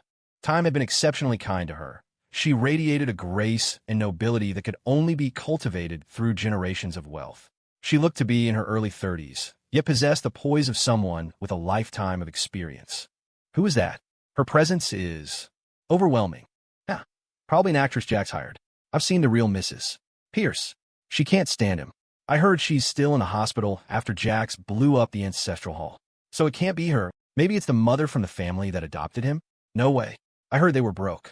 As the speculation mounted, Skylar's supporters grew impatient. Is that all you've got, Jax? Making huge bets you can't back up? Hiring actors to play the part? Who is this woman? What makes her qualified to guarantee for the Aster dynasty? Exactly. If you can't play, just say so. This whole act is just pathetic. Jax remained silent, his gaze locked on the poised woman in the VIP section. He had been surprised to see her, too. Why would she come alone to watch him race? Or perhaps she was just here for the race itself. But that didn't add up. From the moment she arrived, her eyes hadn't left him. He was sure of that. The standoff lasted 2 long minutes. When someone near her tried to get a closer look, he was swiftly and silently pinned to the ground by a bodyguard who seemed to appear from nowhere. The crowd went silent again. Finally, the woman, Susanna Sinclair Aster, spoke, her voice calm and unhurried as she fanned herself. "You're a clever boy, Jax. And sincere." She paused. "Consider this my way of helping Lily prop you up, you unworthy son-in-law." Her voice, though soft, carried across the venue. "I, Susanna Sinclair Aster, birth mother of Lilith Aster and principal of the Sinclair Group, will act as guarantor for Jackson Pierce. Does anyone have any objections?" Susanna was, without a doubt, a woman who had once been the matriarch of a top-tier dynasty. Her very presence was enough to command the room. She didn't even stand. Her measured words, the way even Mr. Sterling had to humbly serve her tea. It spoke volumes about her status. With Lilith out of the country, Susanna, supposedly recovering in a sanatorium, was an even more terrifying power within the Aster dynasty. When Lilith was present, Susanna would fade into the background, becoming invisible. At her birthday party at Jadevine Manor, though everyone came for her, only a handful of old friends were granted an audience. Most business tycoons never even saw her face. Her brother, Warren Sinclair, had shielded her from the world, giving her the space she needed. Warren himself would have been shocked to learn that the moment Lilith left the country, his sister had personally come to a street race to back Jax. "Thank you, Mom," Jax said, a bright, charming smile spreading across his handsome face. He looked exactly like the kind of sweet, obedient son-in-law every mother-in-law adores. "Oomph. Look at you, so easily satisfied," Susanna scoffed lightly. "It's just 30% of the shares to play with. A trifle the Asters can afford. Go on now. Mom, Mommy's here." Susanna had feigned madness for years, only ever emerging from her shell when Lilith was abroad. In that time, she had secretly dealt with many of Lilith's enemies. But Lilith's side had always been empty. She had walked through thorns alone, her feet bleeding, never once crying out in pain. As a mother, it broke Susanna's heart, but she could never show it. Just then, Leo Aster, having heard his mother had left the hospital to attend a car race, came rushing into the arena. He burst into the main viewing area just in time to see his own mother, fan in hand, playing mom to Jax. "Wait, are you short on sons? He's your son, so what am I? Your cousin? Oh my god, this is insane. Jax actually got Mrs. Aster's approval? Does this mean he's officially in with the family? But wait, wasn't she in a mental hospital? I heard Lilith Aster locked her up. Holy hell, what's going on today? A heavyweight like her is personally stepping in for Jax. No offense, but does Jax even deserve this? Shut your mouth. Our ghost is the best. This is a seal of approval from Mrs. Aster herself. And everyone knows Lilith and her mother have a tense relationship. Maybe this is some high society power play. Our ghost is the one getting used here. For real, though. I envy Jax's life. Marrying into the top dynasty, he could just coast for the rest of his life, but he's still out here, making moves. A legend. The crowd buzzed with speculation, but they had all quieted down. Susanna Aster was guaranteeing the bet with the Sinclair Group's backing. The Sinclairs of New York were another dynastic family, and though they might not match the Asters, they were still a power far beyond the reach of most. "M.O.M." Leo wailed, sprinting toward the VIP section. "Mom, why are you out of the hospital? Let me see, are you okay? Are you confused? That's Jackson Pierce down there, not Leo Aster. I'm your real son." He scrambled up the stairs, but before he could reach his mother, a bodyguard intercepted him, pinning him to the side. "Ma'am, the young master has arrived." Leo, his face squished against the back of a sofa, thought, "Yeah, I've arrived. So why am I being held in this ridiculous pose?" His mom had to be sick again, hallucinating and mistaking Jax for him. As her real son, he had to intervene. "Oh," Susanna said flatly. "What's he here for?" She loved her children, all of them, but she raised them differently. She had always doted on her daughter, raising Lily like a princess. Leo, younger than Lily, had been more independent from a young age, trailing after his big sister like a little shadow. But in a family like the Asters, Susanna had already watched her eldest son, Julian, grow cold and cruel under his father Ronan's influence. Fearing Leo would follow the same path, she had her brother, Warren, pressure Ronan. Using the excuse that their maternal grandmother was lonely and aging abroad, she sent 10-year-old Leo overseas. For years, she refused to let him return, only visiting him herself when she could. Leo grew up thinking his sister was fine at home, delighting in the gifts he thought she sent him. In reality, those gifts weren't from Lily. Lily, too, had been sent away long ago. The Aster dynasty was a den of vipers. If Susanna couldn't escape it herself, she was determined her children wouldn't be imprisoned there with her. Though Leo was raised by his grandmother and grew up a bit brash and flamboyant, he remained kind-hearted at his core. Even now, all he wanted was to be his sister Lily's little shadow. He desperately wanted to be close to his mother, but she always refused his visits, citing her illness. Leo genuinely believed Susanna was severely mentally ill and would often come just to sit with her through the glass partition. But the purer his heart, the more Susanna felt she had to push him away to keep him from being dragged into the Aster family's chaotic world of power and greed. "Mom, I'm here to take you back to the estate," Leo said, his voice firm despite his undignified position. He beamed at his mother. "I just heard Lily left the country, so I thought it was the perfect time to bring you home." Susanna raised an eyebrow. "I'm not going." She wouldn't have set foot in that place last time if she hadn't missed Lily so terribly and been curious to see Jax in person. "Leo, I'm not confused," she said gently. "He is someone your sister likes very much. I rarely see her smile, but when she's with Jax, she often does. Even when she wasn't smiling, there was a softness in her eyes." Susanna had originally planned to eliminate Jax, this unpredictable variable. She had genuinely considered killing him, but then he had given her the snuff bottle he'd carved himself. And after the birthday party at Jadevine Manor, he had secretly requested a meeting with her. He told her he could see she wasn't sick. More than that, he could see she loved Lily. He said he had seen what a mother's indifference looked like, and he had seen what a mother's love looked like. Her love for Lily was undeniable. No matter what had caused the rift between them, he would see her as a mother, simply because she had never deprived Lily of that love. Then he had given her a packet of Chinese herbs for her chronic rhinitis, explaining it needed to be treated from the inside out. From that moment, Susanna began to see Jax, not as the kept man the world whispered about, but as something more. This boy. Honestly, she liked him. But, okay, fine, my sister really does like Jackson. My brother-in-law Jax, Leo conceded. But she likes him. How did Mom get on his side, too? Is this guy here to steal my whole family? He keeps winning over my favorite people. The second part was a muttered complaint, but Leo had to admit Jax had a certain charisma. Fine, he wins. Leo pouted. The Aster fortune belongs to Lily anyway. If she wants to bet it away for brother-in-law Jax, I have no objections. Not that he was in any position to object. Defeated, and seeing his mother so rarely clear-headed, the brash 17-year-old boy felt his eyes well up. He threw himself toward his mother. But Mom, you can't like Jax. My brother-in-law. More than me. He was her real baby, after all. You, little one, are always so competitive, Susanna said, a rare, relaxed smile on her face. For a moment, she let her guard down, reaching out to stroke Leo's head as he nuzzled against her like a giant puppy, seeking comfort.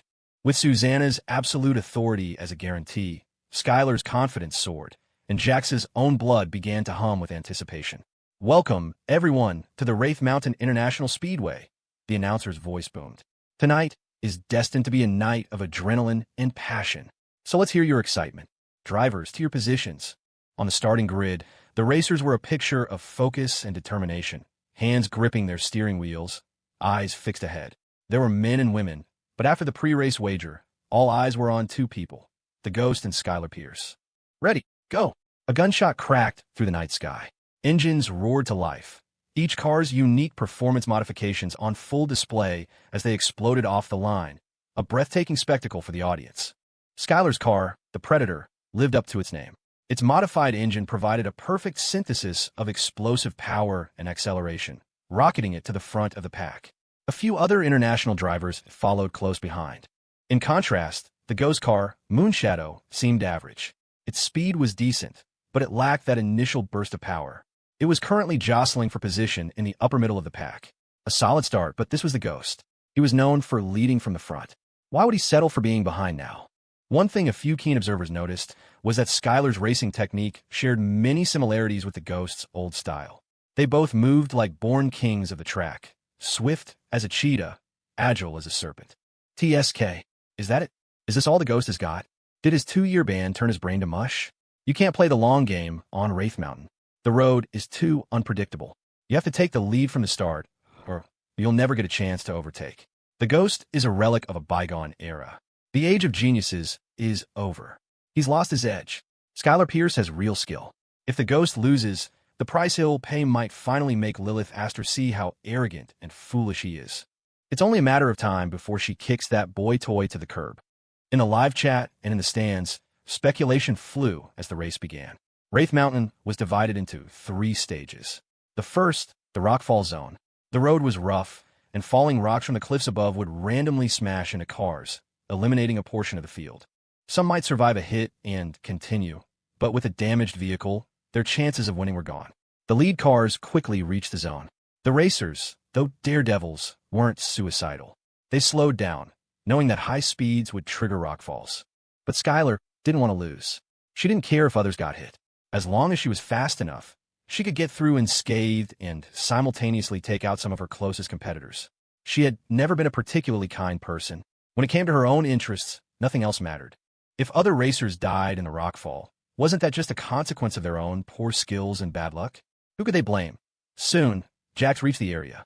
Skylar's Predator was already far ahead, her engine screaming as she tore through without a care. The vibrations from her car were already causing pebbles to trickle down the cliff faces, growing larger and larger. It was a cruel tactic, one that could block the path for the cars behind her. But a race was a battle, and it was the surest way to reveal a person's character. Jax weaved through the chaos with ease. Other cars swerved wildly to dodge the rocks, turning the orderly race into a demolition derby. But Jax was as steady as a rock himself, his steering wheel a blur as he sliced through the storm of stone and debris. In the heart of the danger, he began his first acceleration. The speed of his moon shadow stunned the organizers and the audience. Holy Mother of God, is this for real? Besides the Predator, which is built for this, the Ghost's moon shadow is accelerating like crazy. He's perfectly dodging the big rocks and ignoring the small ones. The level of predictive skill is insane. That Skylar woman is ruthless. She screwed over so many other racers to win. But that's also why others can't touch her. The competition is brutal. Look, the Ghost is out of the rockfall zone, and he's catching up. On the massive screens in the stands, the real-time feed from the mountain kept the audience on the edge of their seats, their palms sweating for the drivers. This wasn't just a race. Wraith Mountain was famously known as Reaper's Peak. A victory here, even a bronze medal, meant more than a dozen wins on any other track. Susanna hadn't expected much from Jax's racing. She had stepped in purely to let him have some fun. It was part of her philosophy on raising children, respect their choices. Supporting Jax was a brave step forward for her as a mother. In the instant she was lost in thought, the crowd erupted in a thunderous roar. Holy shit, the Ghost is making his move. He's pulled up even with Skylar's Predator. But that wasn't what made them scream the loudest. It was what happened next. Jax violently yanked his steering wheel, ramming the side of Moonshadow directly into the Predator. The Predator was a beast of a car, a fortress of steel. It wasn't a car you could just ram and damage.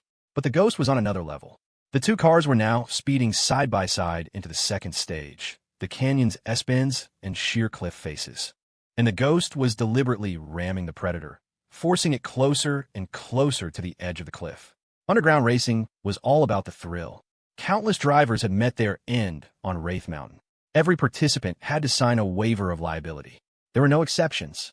Right now, if the Ghost really did force Skylar off the cliff to her death, the Pierce family would just have to accept it. That was the unwritten rule of the global racing circuit. Sweet Jesus. The Ghost's guts. That last maneuver on the S-bend, he forced one of the Predator's rear tires right off the cliff's edge. So that's his game. Jax isn't just trying to win. He wants Skylar's life, or at least to cripple her in the one arena she prides herself on. This isn't just murder. It's an execution. South Korea. The Ziston estate. The general landed with a powerful thud, his big paws planting firmly on the ground. The cold, dominant aura of a predator on the hunt radiated from him, silencing every animal for miles around. The massive white lion flexed his claws. He was a beast that defied all stereotypes, nearly 13 feet long, the largest lion in the world. A pure-blooded Cape lion with a rare, snow-white coat, a perfect specimen unmatched by any record on Earth. And he had willingly submitted to Lilith Aster. Though he moved with a lazy grace, he was perfectly balanced. Looking up, one would see the slender, black-clad figure of a woman seated on his back, a custom-made saddle ensuring her comfort. Nathan, all 6'3" of him, looked small and insignificant standing next to the general. Lilith idly stroked the lion's white mane and pointed toward the estate ahead. She had landed only a short while ago. After a quick feeding for the general, she had ridden him here herself. She brought no entourage, only Nathan. When you want to bury someone, a grand entrance is counterproductive. A low-key approach like this was far more interesting. The information James Lee had received surely placed her in New York. He would never imagine that she had already slipped, like a ghost, into his backyard. The general's jaws were still stained with the bloody remnants of raw meat. He clearly wasn't full, but a hungry lion was a lion at its most ferocious. Lilith liked to train him this way, keeping him in a constant state of battle readiness. Due to the time difference, it was already past midnight in South Korea. But for the rich, the night was just beginning, a symphony of opulence and debauchery. Tonight, as it happened, James Lee was hosting a wine-tasting gala at his estate. Most of the guests had already left, leaving only a few stragglers in a drunken stupor. James Lee sat by the pool, savoring the quiet afterglow of the party. But his mind was still troubled. There was no real news from New York. Had Lilith Aster truly changed her nature for some pretty boy? She had never been one to tolerate being threatened. Her counterpart in the Dynastic Devils, Quinn Vanderbilt, had the same flaw. And coincidentally, Ms. Vanderbilt had also been flitting around his territory recently. He had to divert some of his attention to defending against her. Quinn often seemed to be at odds with Lilith, two she-wolves of the same class who never truly clashed. It seemed their enmity was not as deep as the rumors suggested. "Any news from New York?" he asked his confidant, his eyes still closed as he enjoyed the pleasant evening. "Keep a close watch on Skylar Pierce's race in China. She's a valuable pawn. I can't afford to lose her." The next second, A sudden chill shot up his spine. The feeling was all too familiar. James Lee's eyes snapped open. He slowly turned his head. A magnificent white lion was staring at him with cold, emotionless eyes, the way a predator looks at its next meal, as if it could snap his neck in an instant. And sitting atop the lion was the very person he had been worried about. Lilith Aster had come to him. Lilith Aster. James Lee had built his empire from the ground up. He had been a chosen one since birth, the heir to a fortune, his eyes always filled with arrogance and disdain. No one had ever managed to faze him. But the twin nightmares for every second-generation heir on the planet were the dynastic devils. And now, not only could he not get rid of Quinn Vanderbilt, but the other one had shown up, radiating murderous intent. Even a man who had seen it all, like himself, couldn't help but panic. "Ms. Aster, what a surprise to have you visit my humble abode," he said, scrambling to his feet. All traces of his previous languor vanished, replaced by the rigid posture of a new recruit awaiting inspection. "You're so naughty. If you're coming to see me, why didn't you let me know? I would have prepared a proper welcome for such an honored guest." Lilith wasn't buying it. "James Lee," she said with a soft laugh. "You mess with me, so you die." The woman in black was tall and slender, her custom tactical suit outlining her figure. Strapped to her thigh were various hidden weapons, and tucked into the small of her back was her massive, custom Desert Eagle, the Truth. She simply stood up, and it was enough to make James Lee wish he could turn into a mouse and burrow into the ground. A misunderstanding," he stammered. "Ms. Aster, this must be some kind of misunderstanding. You wanted the Crimson Knot root. I can have it delivered to your estate personally. There's no need for you to trouble yourself by coming all this way to see me." What little courage James Lee had left shriveled up as he saw the general's murderous glare, the lion looking ready to pounce. "Crimson Knot root?" "No rush," Lilith said, leaping gracefully from the lion's back. In her hand, she held a sharp, blood-red scythe, its blade covered in intricate, bloody patterns that pulsed with menace. "Once you're dead, I'll have my people find your vault. James, we're old acquaintances. It's only fitting that I send you off personally." Old acquaintances? James Lee rarely returned to China. Though he was half Chinese, he had little sense of national identity. He had shamelessly profited off many patriotic Chinese businessmen.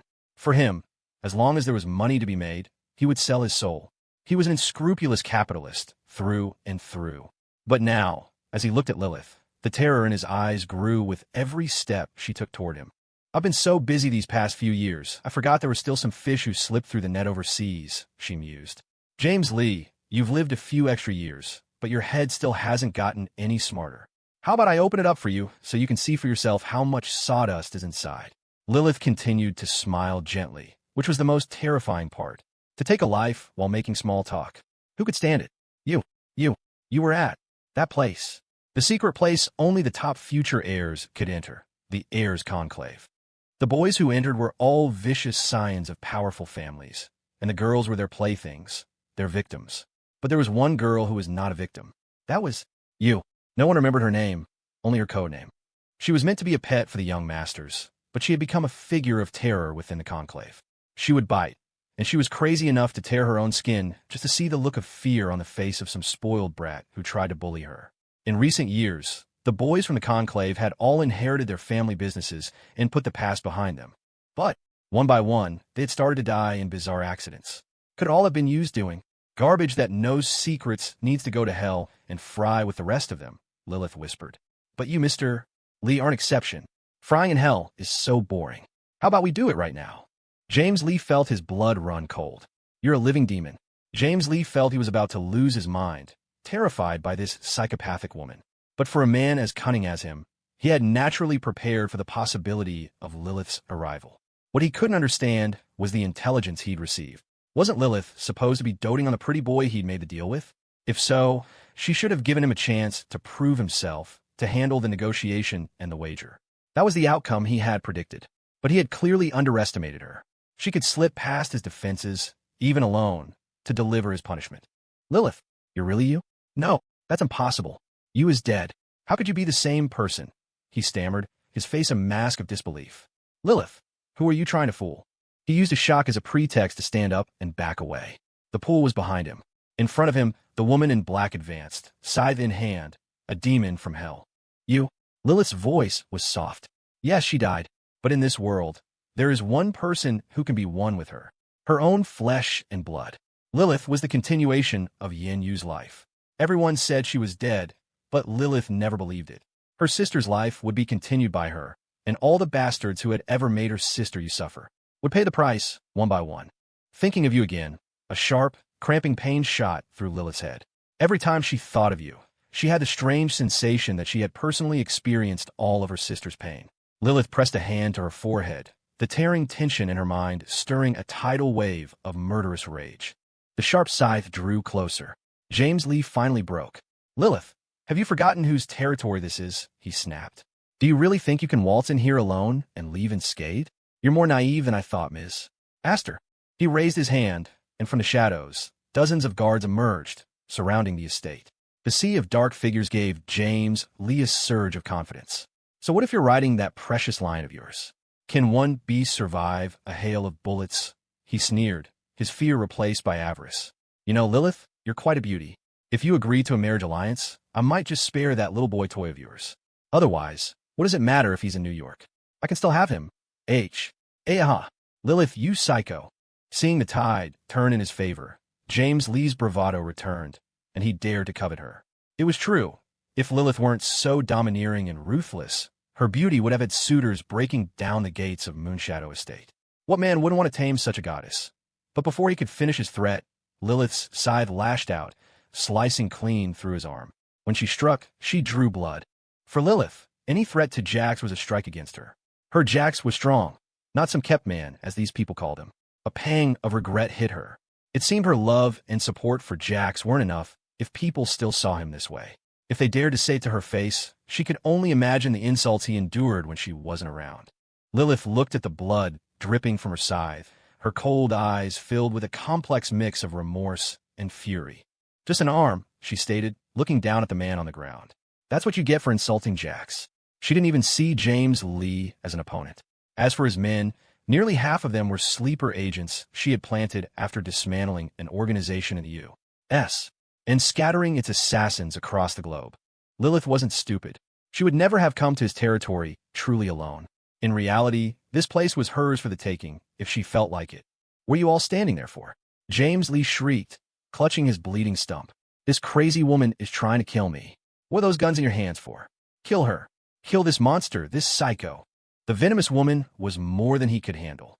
The searing pain fueled his impotent rage, trying to get his men to do something. A few loyal guards raised their guns, aiming at Lilith as their boss had commanded. But the next second, they were cut down by the men standing beside them, their movements clean and professional. "No, what are you doing? You're killing each other." James Lee's mind began to unravel.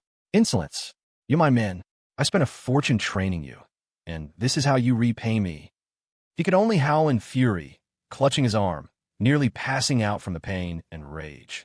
"They're my men, James," Lilith said with that same chilling smile. "Remember that elite organization that vanished 4 years ago, the Cult of the Moon?" The name made James Lee's blood run cold. You're not Lilith Aster, are you?" The cult was destroyed. The one who destroyed it was. "It couldn't possibly be you," he stammered, his eyes wide with disbelief. "Lilith, you're terrifying. You're terrifying." He stared at her as if he were seeing a ghost. She wanted crimson, not root, to extend her life? No medicine could save her, because she was the one who was supposed to have died 4 years ago. As the realization dawned, the terror in his eyes grew, and he began to retreat in horror. The general, who had been waiting patiently, was drawn by the scent of blood. The majestic beast lowered its head, tore the severed arm from James Lee's body, and began to chew, the sound of crunching bone echoing in the night. "See, people who know secrets have to die," Lilith sang, raising her scythe again. James Lee didn't even have time to scream for help. He frantically looked around for any hope of salvation, but he could only watch in horror as the men he had trusted as his inner circle rolled up their sleeves, revealing the terrifying, infamous symbol of the Cult of the Moon. Crack, rip, crunch. As blood gushed from his body, he remained conscious, watching as the general pinned him down, tearing at his flesh, savoring the taste. "Lilith, you're this terrifying. Does your pretty boy know?" James Lee gasped, his consciousness fading, the pain all-consuming. "Or is he not your pet at all, but just another prey you, the monster, have targeted?" The terror of losing everything, of losing his life, tore his will to shreds. TSK. And so what if he is? Lilith's voice was a low growl. Even if I targeted him, James Lee, he's mine. Only mine. A dark vortex swirled in her eyes, as if she were about to lose control. The scythe in her hand twitched, hungry for more blood, for the thrill of controlling life and death. Ms. Aster.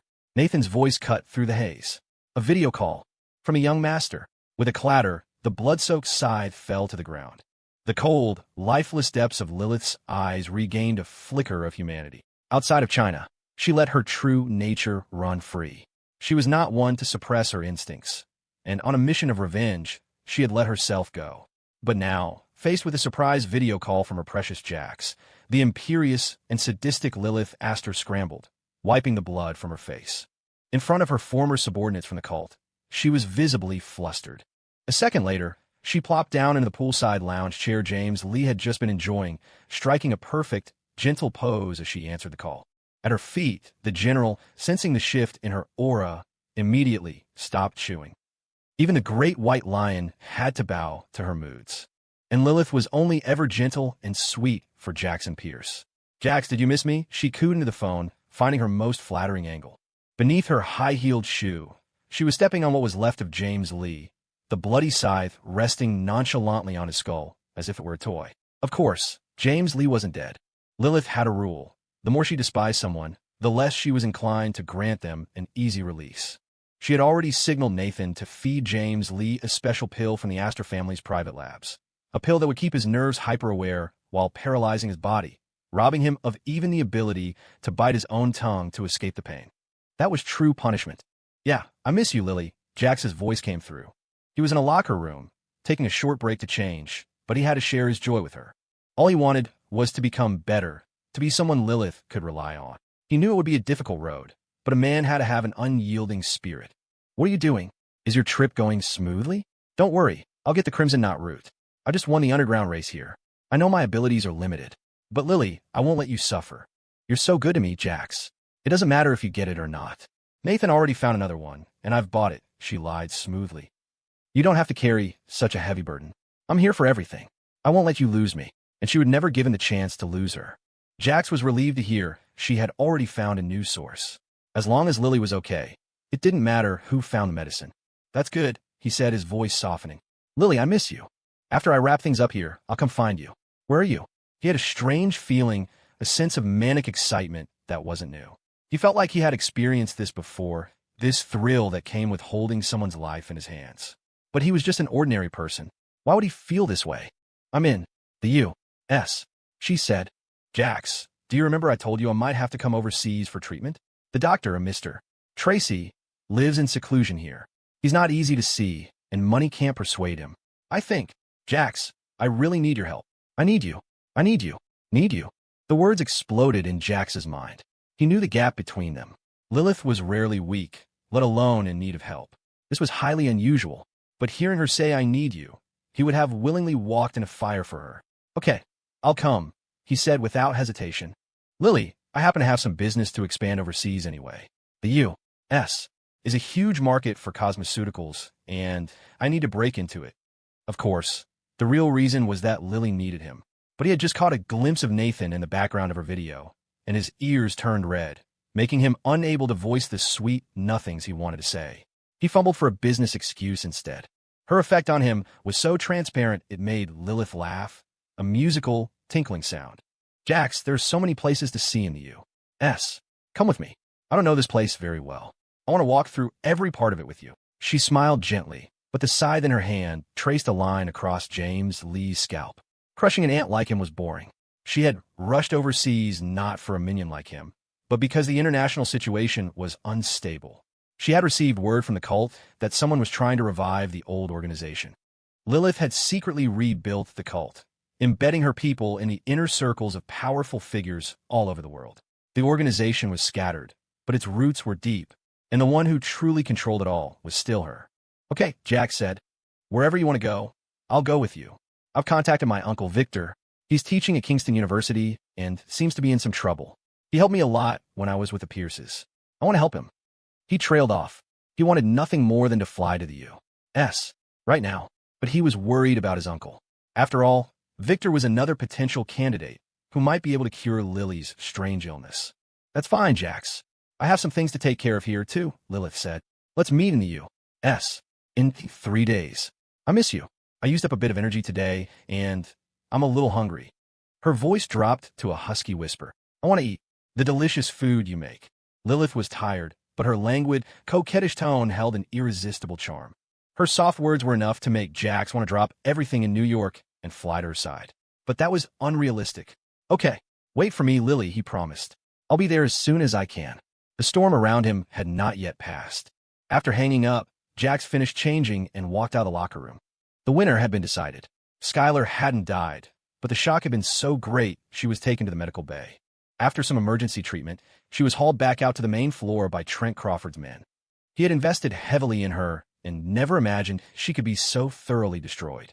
If she had truly lost her mind, his losses would be immense. But their contract was for entertainment. A live broadcast of a former beauty queen racer going insane. That would probably draw a crowd. That was capital for you, wringing out every last drop of profit, even if it meant violating every shred of humanity. Skylar lost, completely and utterly. That mountain of gold slipped right through her fingers. Look at her, she looks catatonic. Is she even capable of fulfilling her end of the bet? TSK. Skylar's a ruthless one, though. The stakes were so high, even if she wanted to back out now, no one would let her. Caleb, are you ready to receive your sister's loving punishment? Don't you go running off now. The atmosphere was electric. The crowd, spurred on by a desire for drama, had formed a circle around Skylar and Caleb, ensuring they couldn't escape. It was a move subtly orchestrated by Susanna's people. By the time Jax returned to the arena, his men had already retrieved the thorny bullwhip from Skylar's collection.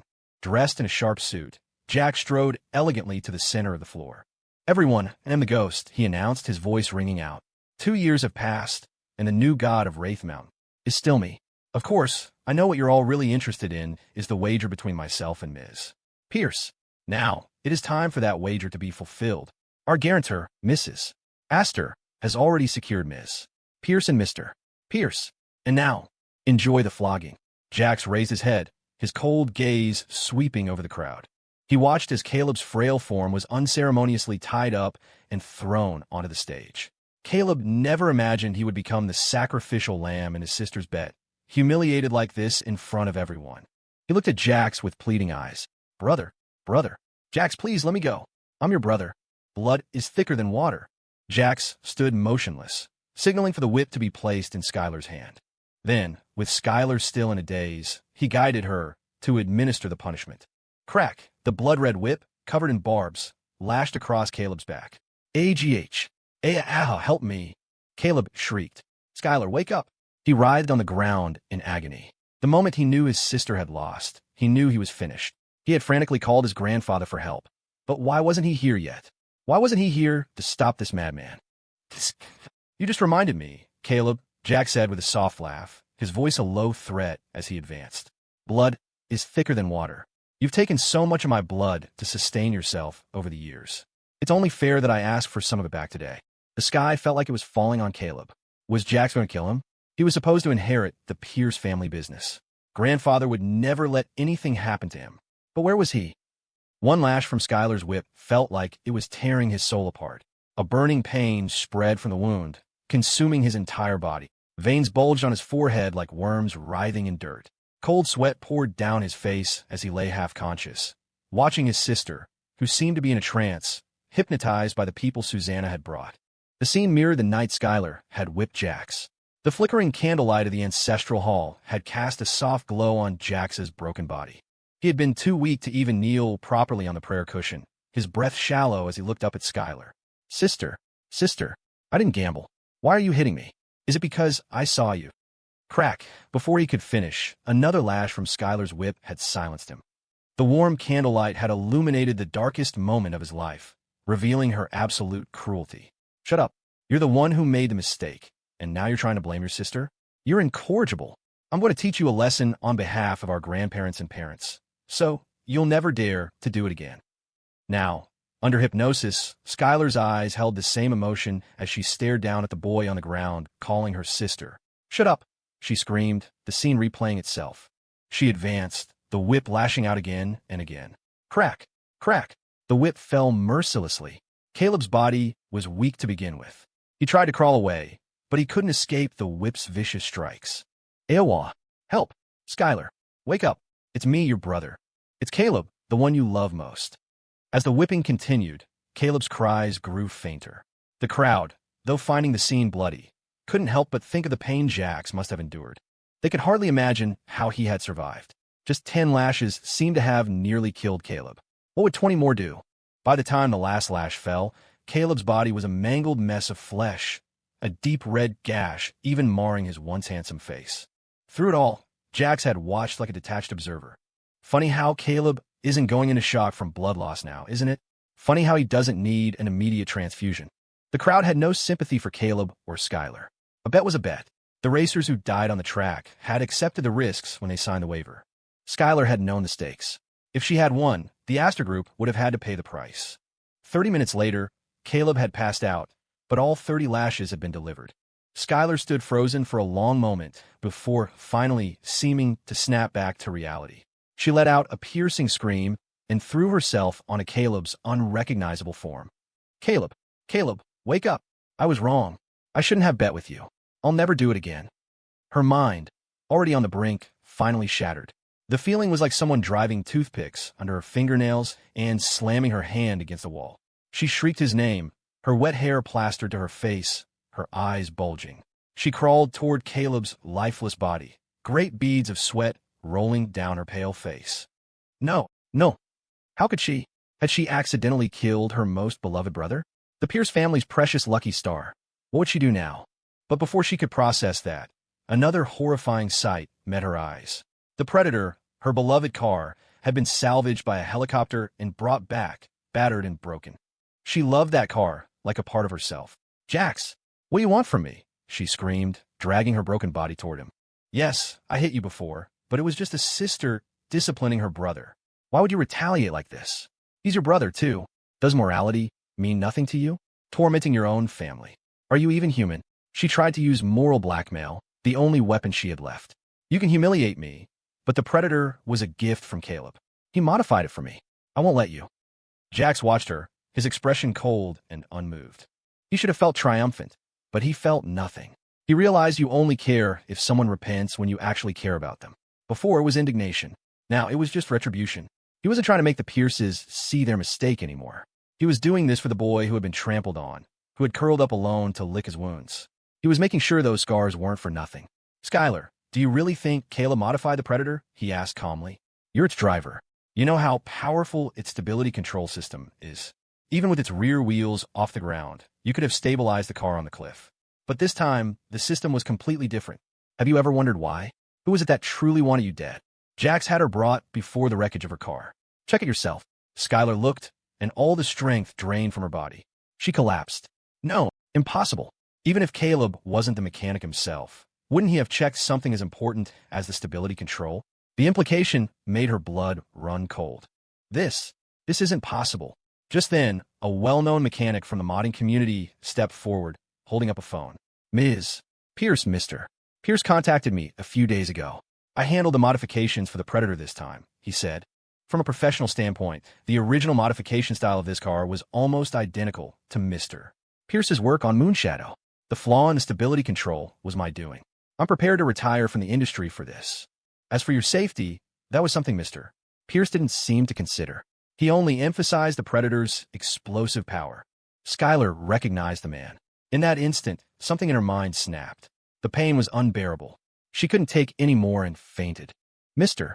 Pierce, now what? The mechanic asked, looking at Jax. Send them all to the hospital, Jax replied. What's the fun if they're dead? The waters of the Pierce family run deeper than they appear. For instance, the Pierce patriarch, Theodore, had never shown his face. He knew his precious grandson was in danger, yet he remained calm. He was the real snake in the grass. As for Skylar, Jax still needed her as a pawn in his game against James Lee. The race was over. The crowd began to disperse. But the name of the ghost was once again on everyone's lips in the racing world and beyond. With his own reputation established, Jax was no longer just a pretty boy. Mr. Heston approached him, his face full of admiration. Mr. Pierce, you truly are a business genius. The moment we opened up rental slots for Moonshadow, dozens of millionaires booked it. The deposits alone have already brought in a couple of million. Jax had only invested $500,000 in the car. It was an instant return and a long-term investment. As long as the legend of the ghost lived on, there would be no shortage of clients. And this was just one of his many small ventures. Far away in the stands, a young woman in a baseball cap with 2 long braids had watched the entire race. The moment the ghost won, her pale lips parted. "It's him, brother," she whispered. "Brother Ghost, is it really you? Not Jackson Pierce, but our brother Ghost." The sky over Kingston University was a solid sheet of gray, a massive, airtight dome ceiling in the city. After finishing his lecture, Ryan Pierce was wheeled out by his assistant. The Pierce family name had been dragged through the mud all over New York lately, but the fallout barely touched him. He'd moved out of the family estate a year ago to strike out on his own, cultivating a reputation as a lofty, refined academic. He taught surgical medicine, which meant long hours in the lab. For convenience, he lived in a private faculty dorm on campus. It was a solitary existence, but a world away from the toxic noise of the Pierce household, allowing him to focus on his work. Though his legs were useless, Ryan Pierce's mind was every bit as sharp as his older brother's, the current patriarch of the family. "Professor Pierce, with the family in such chaos, are you sure you want to meet with your audacious nephew?" his assistant asked, pushing the wheelchair. "I know Jax used to check in on you at school, but he always respected your privacy, just dropping things off at the lab door without disturbing you. Still, a man who would bomb his own family's ancestral hall is capable of anything. He might have a psychotic break and hurt you. Maybe we should cancel." The assistant's concern was genuine, but he knew better. For years, this second master of the Pierce family had appeared aloof, but in reality, he'd always had a firm grasp on the family's every move. He had watched Jax's dramatic return from the sidelines, never making a move. For him to suddenly agree to a meeting now was baffling. "My nephew isn't truly insane," Ryan said calmly. "He knows who his enemies are, and he isn't picking the wrong targets. He won't lash out at bystanders. Now, get me to the lab, and then you can head out. Take the rest of the day off." After the assistant left, Jax arrived, right on time. There was no awkwardness between uncle and nephew. For once, Jax showed a member of the Pierce family a measure of polite respect. "Uncle Ryan, sorry to bother you." He walked over to stand before Ryan's wheelchair. The timid, deferential boy he'd once been had been forged over 4 years into a young man as resilient and unyielding as a winter pine. "There's something I can't figure out, and I need your advice." "It's about Lilith Aster's illness, isn't it?" Ryan had already guessed Jax's purpose. Jax didn't bother to hide it, simply nodding. "Uncle, her condition is strange. Here are my notes from when I took her pulse. Can you see what's so odd about it?" In his early years, what medical knowledge Jax had acquired came from his grandfather and, to an even greater extent, from Ryan's meticulous instruction. But if he couldn't explain this bizarre illness, could his uncle? "The most famous doctors in the world have examined Miss Aster," Ryan said, his voice flat. "If they're all stumped, then naturally, so am I." He paused, his eyes locking on Jax's. "But I can give you one hint, Jax. The root of her strange illness is in her blood. Start your search there. And Miss Aster isn't the first girl in the Aster family to die before her 25th birthday. The dirty secrets behind it are probably known only to the highest echelons of their family." Ryan leaned forward, his voice dropping to a conspiratorial whisper. 20 years ago, Lily's aunt, Celeste Aster, died the night before her 25th birthday. Right before that, old Cornelius Aster was on his deathbed. The family was in chaos. But in the end, Cornelius survived. Not only did he survive, his health has been robust for years. He's lived another 2 decades. All record of it, all the people who knew, were silenced. It's a secret they're forced to take to their graves, forbidden from telling the next generation, lest the full weight of the Aster dynasty come down and obliterate their entire line. Ryan's gaze was sharp, piercing. "Jax, I can only tell you this. Our Pierce family has been doctors for generations. But our father, in his early years, was just a struggling physician who couldn't even gain a foothold in New York. How do you think he managed to root the Pierce family so deeply into the city? Do you really think it happened without a reason?" Ryan's words sent a chill snaking up Jax's spine, stealing the air from his lungs. If a secret like that were true, it was no wonder no one dared to speak of it. Even if you sensed something was wrong, no one in their right mind would provoke the Aster dynasty. And it was connected to the Pierce family? If that was the case, then his entanglement with Lily had begun long before they'd ever met. It was a dark, inherited destiny, a curse. But all of this depended on one thing, whether his uncle was telling the truth. Since his return, Jax had kept a careful distance from every member of the Pierce family, trusting no one. After all, while his uncle had never actively harmed him in his past life, he couldn't have been completely ignorant of the fact that Jax was being held captive and bled like an animal in the family home. So no, his trust wasn't freely given. Yet, a gut feeling told him that even if this wasn't the complete truth, there were elements of it that were real. "Uncle Ryan, why tell me all this so openly?" Jax voiced his suspicion. He could sense that this was more than a friendly chat. Ryan wanted to make a deal. At their core, the Pierces were bound by profit, not affection. Appeals to emotion were nothing compared to the allure of self-interest. Jax had seen it too many times to be naive. "Because I need something from you," Ryan admitted, his composure unwavering. "I know you're developing AI technology. The most advanced AI requires the best algorithms and the brightest minds in the world. Resources you now have at your fingertips through the Aster dynasty. You can build the biggest, most powerful AI operation on the planet. But this requires a research phase, and you need to generate new AI-related industries. I believe AI-driven medicine is a promising direction. I want administrative control over that market share within JX Innovations. And I want the AI Orthopedic Research Division to be centered around me, to custom design lightweight AI products with advanced neural interface technology that can help the disabled walk again." Ryan's vision for the future of AI medicine was clear, but turning vision into reality was the hard part. By handing this division to him, Jax could help build Ryan's desired empire. The Pierce family had cast him out decades ago, but that didn't mean he couldn't build a new dynasty of his own. Besides, after Jax's contractual marriage into the Aster family, he was no longer truly a Pierce. The future of the Pierce name in New York was his to write, and Ryan, being a smart man, knew the old Pierce dynasty was finished. It was his moment to rise from the ashes. He was calculating, with the vision and audacity to lay these truths on the table, risking the wrath of the Asters to win a favor from Jax and, by extension, Lilith Aster. If he lost this bet, he was still just a man in a wheelchair. But if he won, he could stand again, gaining both fame and fortune. "You've got big ambitions, Uncle." Jax's expression was unreadable. "But it's a deal." He knew Ryan was a medical expert. Having him lead AI medical research was a sound choice.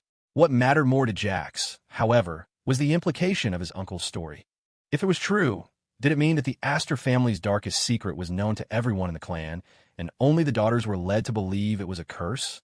Lily had told him how, when she was a child, her father would take her to the family's ancestral hall around her birthday each year. He would give her various injections, forbidding her mother, Susanna, or any of the Sinclairs from being present. She was young, and her father doted on her, so she saw herself as the family's cherished princess, never suspecting a thing. But if what Uncle Ryan said was true, then those injections she'd received since childhood, they were the true source of her illness. The truth was too brutal. Jax forced himself to stop speculating. "Jax," Ryan said, his tone softening into something almost paternal, "cherish these last few years with Miss Aster. No one in the Aster dynasty is a saint, and her life isn't as glamorous as it appears. If she really does wither away at 25, all the trouble you've caused, all the enemies you've made with your high-profile antics, will come back to bite you with a vengeance. You might not be able to handle the consequences." He wheeled himself a little closer. "While she still loves you, if she knew the truth, she might be willing to let you go. You're a man. You can lose one woman and find another, someone who can actually help your career. You have a long life ahead of you. Don't hang it all on one dying branch." Ryan had never married, but he'd never lacked for female companionship. Money could make ghosts turn grindstones, and he had plenty of it. He didn't need a wife to aid his career. Not yet. He was the epitome of a refined, self-interested pragmatist. His past kindness to Jax had been a calculated investment, and now he was cashing it in. A coldness seeped into Jax's eyes at his uncle's well-intentioned but callous advice. "This lifetime, I will only have one woman, and only one wife, Lilith Aster." "Uncle, I thank you for telling me this, and for looking out for my future. But Lily is my life. I won't let anything happen to her." "Absolutely not." In that moment, Jax felt a familiar sense of smallness.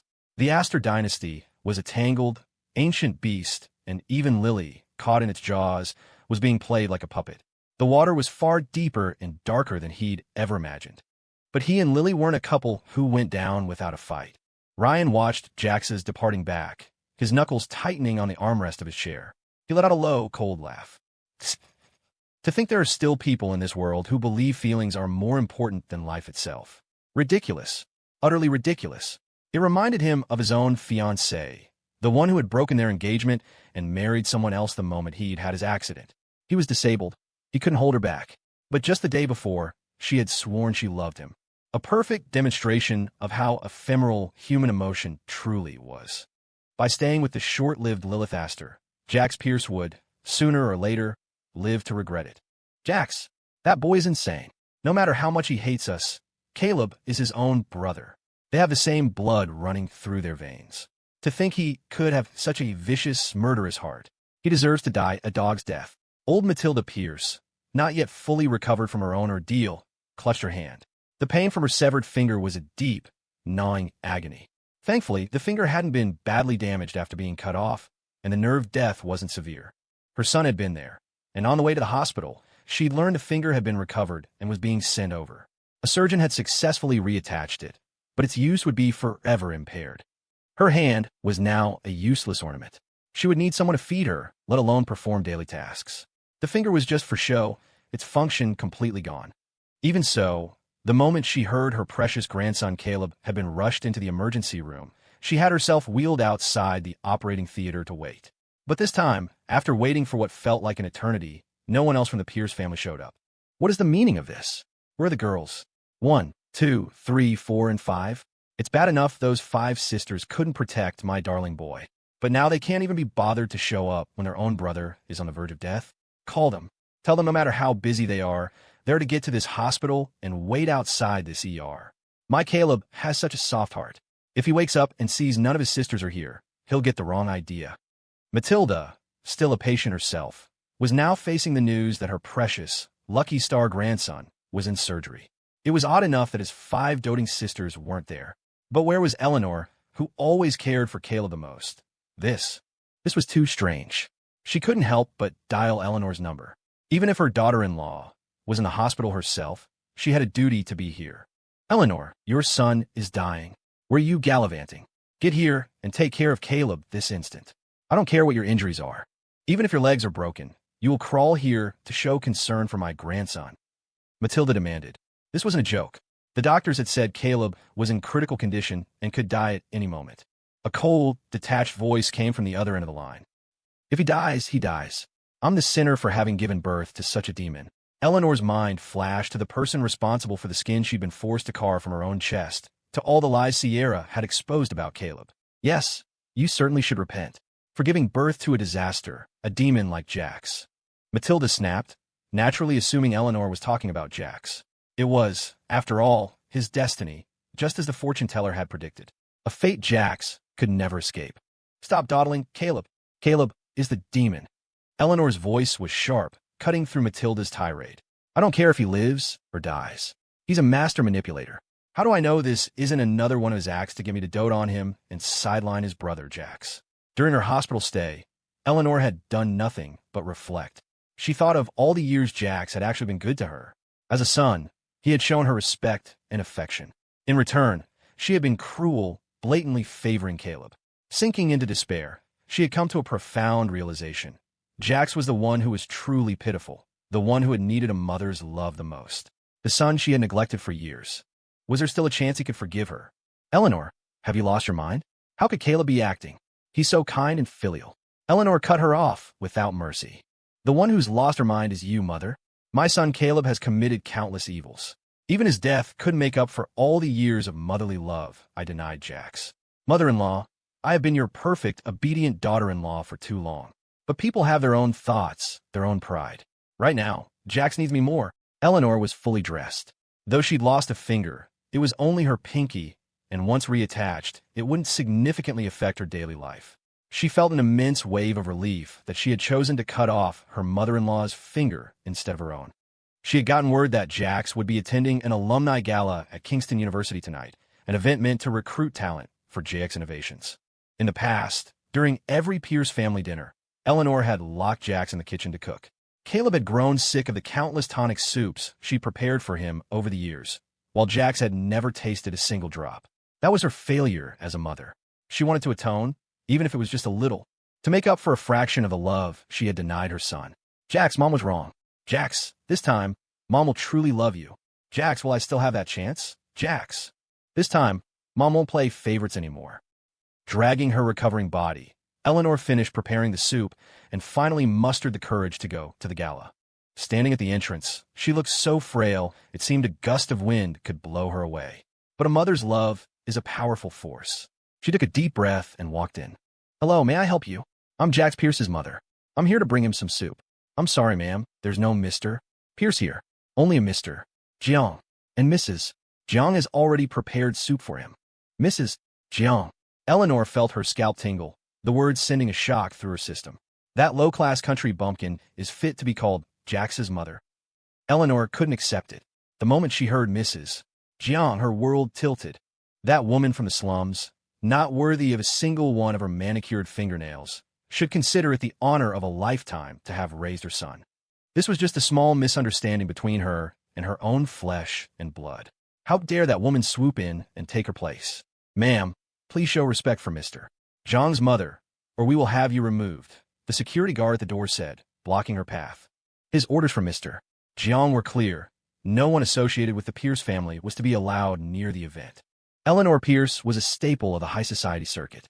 She attended every gala, always impeccably dressed in a dazzling gown, her hair coiffed to perfection, the very picture of aristocratic grace. But today, she was a different woman. If the security guard hadn't recognized her, he would have mistaken her for a vagrant. The woman who was once polished to the tips of her hair was now disheveled and haggard, her face pale, the dark circles under her eyes betraying her fragile mental state. "No, that's impossible.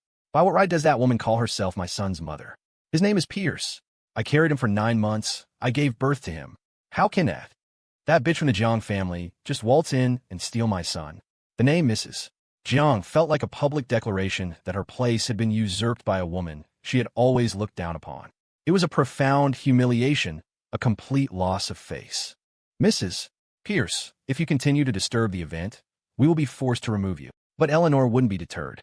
She had attended this gala countless times and had never suffered the indignity of being thrown out. This was a deliberate insult. Yet, there was nothing she could do. "Go and get Jax. Tell him his real mother is here. No matter how he tries to run, I'm the one who shares his blood. He can't just abandon me." Eleanor's composure shattered. Her identity as Mrs. Pierce, the one thing she took the most pride in, was her entire world. And now, even that identity wasn't enough to get her through the door. Her 2 sons, one was supposedly on his deathbed, and the other was disowning her for a woman she considered beneath contempt. Her world was collapsing. Crash! "Mrs. Pierce, you forced our hand." Hot soup splattered across the polished floor. Eleanor stood frozen, a storm of emotions swirling within her. She had, on countless occasions, smashed the bowls of soup Jax had brought for her and Caleb. Back then, it was just a bowl of soup. If it broke, it broke. But now, standing in Jax's shoes, she finally understood the searing pain. It wasn't just soup. It was her offering. Her hope for reconciliation shattered on the floor. Her peace offering was worthless. The moment she'd finally come around, Jax had already found himself a new mother. As her heart fractured, a distinguished figure emerged from the ballroom. The young man stood tall and straight like a pine tree, exuding an air of elegant power. Eleanor, who had stumbled to the ground, scrambled back to her feet, turning her back to quickly fix her messy clothes and hair. "He's here. He must have come for me." She had hurt him so much already. She couldn't cause him any more trouble. When she had composed herself and turned, ready to greet him with a smile, she saw a luxury executive van pull up nearby, a vehicle more opulent than anything she had ever ridden in. The front door slid open. Jax immediately bowed his head as he helped someone out, his voice filled with a warmth and intimacy Eleanor had never, ever heard from him. "Mom, you didn't have to bring me soup yourself. You could have just waited for me at home." They looked like the most devoted mother and son, and in that moment, she was the outsider. "Silly boy, Mrs. Jiang said, her voice gentle as she patted Jax's hand. "What mother doesn't worry about her son? Your father is taking care of things back home. He was thinking that you didn't have a mother here in the city to look after you. And while you and Lily are inseparable, a family still needs a mother's touch. So he went back to the mountains to find some herbs. Both you and Lily are a bit frail, so it's best if I'm here to personally look after her diet for a while." She held up the thermos she'd told him about on the phone. "My dear phone, you really shouldn't spend so much money. I'm used to taking the bus. I could have found my way here. You didn't have to send a car for me." Mrs. Jiang was clearly moved. She opened the thermos, and a fragrant steam wafted out. It was pigeon soup, Jax's childhood favorite, good for replenishing blood and vitality. A flicker of embarrassment crossed Jax's face. Could his mom somehow know that he and Lily had been overindulging? Maybe to need a boost. Ahem. Mom, is soup. Oh, phone, this is the good stuff. I put in ginseng, deer antler, and oysters. Mrs. John's love was simple and powerful. Last time I saw Lily, she seemed a bit, well, I just got the feeling you might be having trouble with your stamina. It's okay, son. Mom will make medicinal foods to build you up. The warmth of her love spread through Jax's chest. But he really didn't have a problem with his stamina. How could he possibly explain to his mother that no matter how vigorous he was, her daughter-in-law was simply insatiable? Jax! Eleanor's sharp voice cut through the tender moment. She watched the scene of mother-son affection play out just a few yards away from where she was being held back. I am your mother. You're not to call that crazy woman who stole you from me, Mom. What right does she have? Her cry made both Jax and Mrs. Jiang turn. Jax's gaze swept over Eleanor's pathetic, ghost-like appearance and a shattered soup bowl at her feet. He recognized it. It was the sweet snow fungus and lotus seed soup he used to make for her. Her favorite, but not his. He liked ice mung bean soup in the summer and hot, fortifying pigeon soup in the winter. Besides Mrs. Jiang, no one had ever cared about his preferences. No one had ever loved him so unconditionally, like a real son. The motherly love he'd been starved of, Mrs. Jiang gave him in abundance, slowly stitching back together the tattered pieces of the boy the Pierces had torn apart.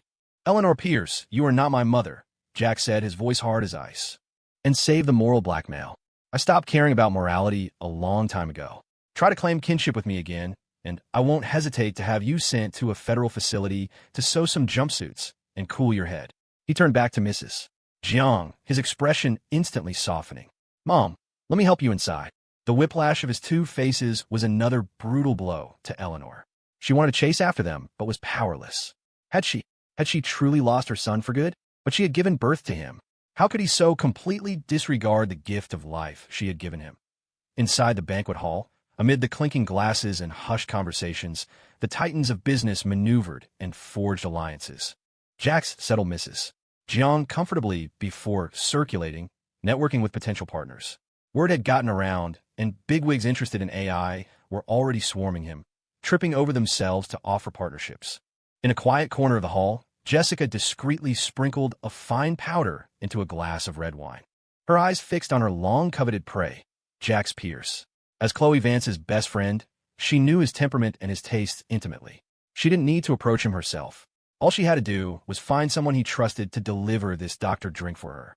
If she could successfully get pregnant with the child of this newly powerful man, even if she couldn't use it to extort the great Lilith Aster, she would be set for life. The Kingston University Gala was crawling with student government figures, all trying to schmooze their way into opportunities with major corporations. Sean Zhao, Jessica called out softly. Come over here for a second. Sean Zhao worked in the external relations department of the Kingston Student Union. His connection to Jax had solidified after his grandfather's painting sold for a master's price, and he had become one of Jax's go-to people on campus. With Sam Cole temporarily sidelined by student government politics, Sean had naturally taken over many of his responsibilities, and he was thriving. He was a natural talker, and Jessica had also been in external relations, so they were already acquainted.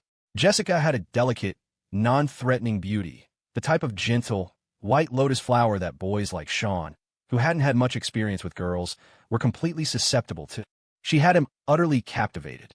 He'd even secretly dipped into the money from his grandfather's painting to buy her a designer bag. Jess, you were looking for me? I'm about to chat with Jax for a minute. Can you wait here? Sean said, scratching the back of his head. It was the first time such a beautiful girl had approached him so proactively. He understood her coyness. As the man, it was his job to pursue her. He'd already bought her a new Chanel bag to make her happy and was planning to confess his feelings tonight. Sean, Jessica began, lowering her eyes in a troubled manner. You know I have this misunderstanding with Jax because of my best friend, Chloe. He's your big brother, Jax. If I were to be with you in the future, how could I ever face him? It was the first time she called him by a nickname, and Sean was floating. Jess, that's no big deal. Don't worry, I'll explain everything to him. The one with the history was Chloe, not you. Jax isn't the type to hold a grudge against someone's friend. I'll handle it. Sean was completely under her spell, puffing out his chest. But that wasn't what Jessica wanted at all. Her goal was to get close to Jax. If she let Sean do the talking, her whole plan would be ruined. No, Sean, listen to me, she said, her voice soft but firm. This is something I have to do myself. I'm not the kind of person who relies on others to solve my problems. I need to explain it myself. You know me. I'm a strong person, and I don't want to cause any friction between you and your friend because of me. Can you understand that? She looked up at him, her expression a perfect blend of vulnerability and gentle strength. Sean wanted to slap himself. Of course she was right. She was even thinking of him. He forgot everything else and moved to take her hand, but she shied away coquettishly. Not here, there are so many people. Sean's heart melted into a puddle. Jess, I'll take you to see him, but you can't take too long. He's incredibly busy, and the time he can spare for the student union is limited. Okay, Sean. I understand. Sean had arranged to meet Jax in a pavilion in the back garden to briefly discuss business. Kingston was a key talent pipeline for JX Innovations, and Jax needed to maintain that connection and get first-hand information on the latest prospects. He was here tonight to scout top-tier talent for his AI project. He was looking over a file in the pavilion when he heard footsteps behind him. Without looking up, he spoke. Sean, did you get the data I asked for? Jax, a soft, emotional voice interrupted. It's been so hard to see you since you and Chloe broke up. Jessica approached with a delicate grace, her tone full of longing. Jessica? Jax looked up, his face hardening. If you're feeling feverish, go to a funeral home. And who gave you permission to call me Jax? I don't remember the chickens on the street using that name. He spoke without a shred of mercy, glancing at her for only a second before looking away. Looking at a woman like her for too long would stain his eyes. Jax, don't you go too far. I came here to make peace. Back then, I was brainwashed by Chloe into thinking you were just a useless simp. She was blind and offended you, but you and I, we have no beef. Why don't we just shake hands and drink this toast to our reconciliation? As she spoke, she stepped forward, bringing the glass of red wine to his lips. The moment she got close, Jax swatted the glass away in disgust, his eyes cold as ice. Are you determined to humiliate yourself? This is a special gala at Kingston. Since you're so desperate for fame on campus, maybe I should grant you your wish. The instant Jessica had leaned in, Jax felt like he'd inhaled something. He'd assumed the wine was drugged, but hadn't expected her to use the opportunity to get so close. A wave of heat pulsed through his lower body. Something was very wrong. He knocked the glass away, but Jessica, emboldened by the seclusion of the garden pavilion, started to take off her clothes. Jax, I'm your Lily, aren't I? I'm your Miss Aster. How could you push me away? Come on, Jax. She dropped the shawl from her evening gown and tried to pounce on him again. Jax, his mind clearing for a second, slapped her across the face. He didn't care about being a gentleman. This bitch was shameless. She deserved it. Slap. The full-force blow caught Jessica completely off guard.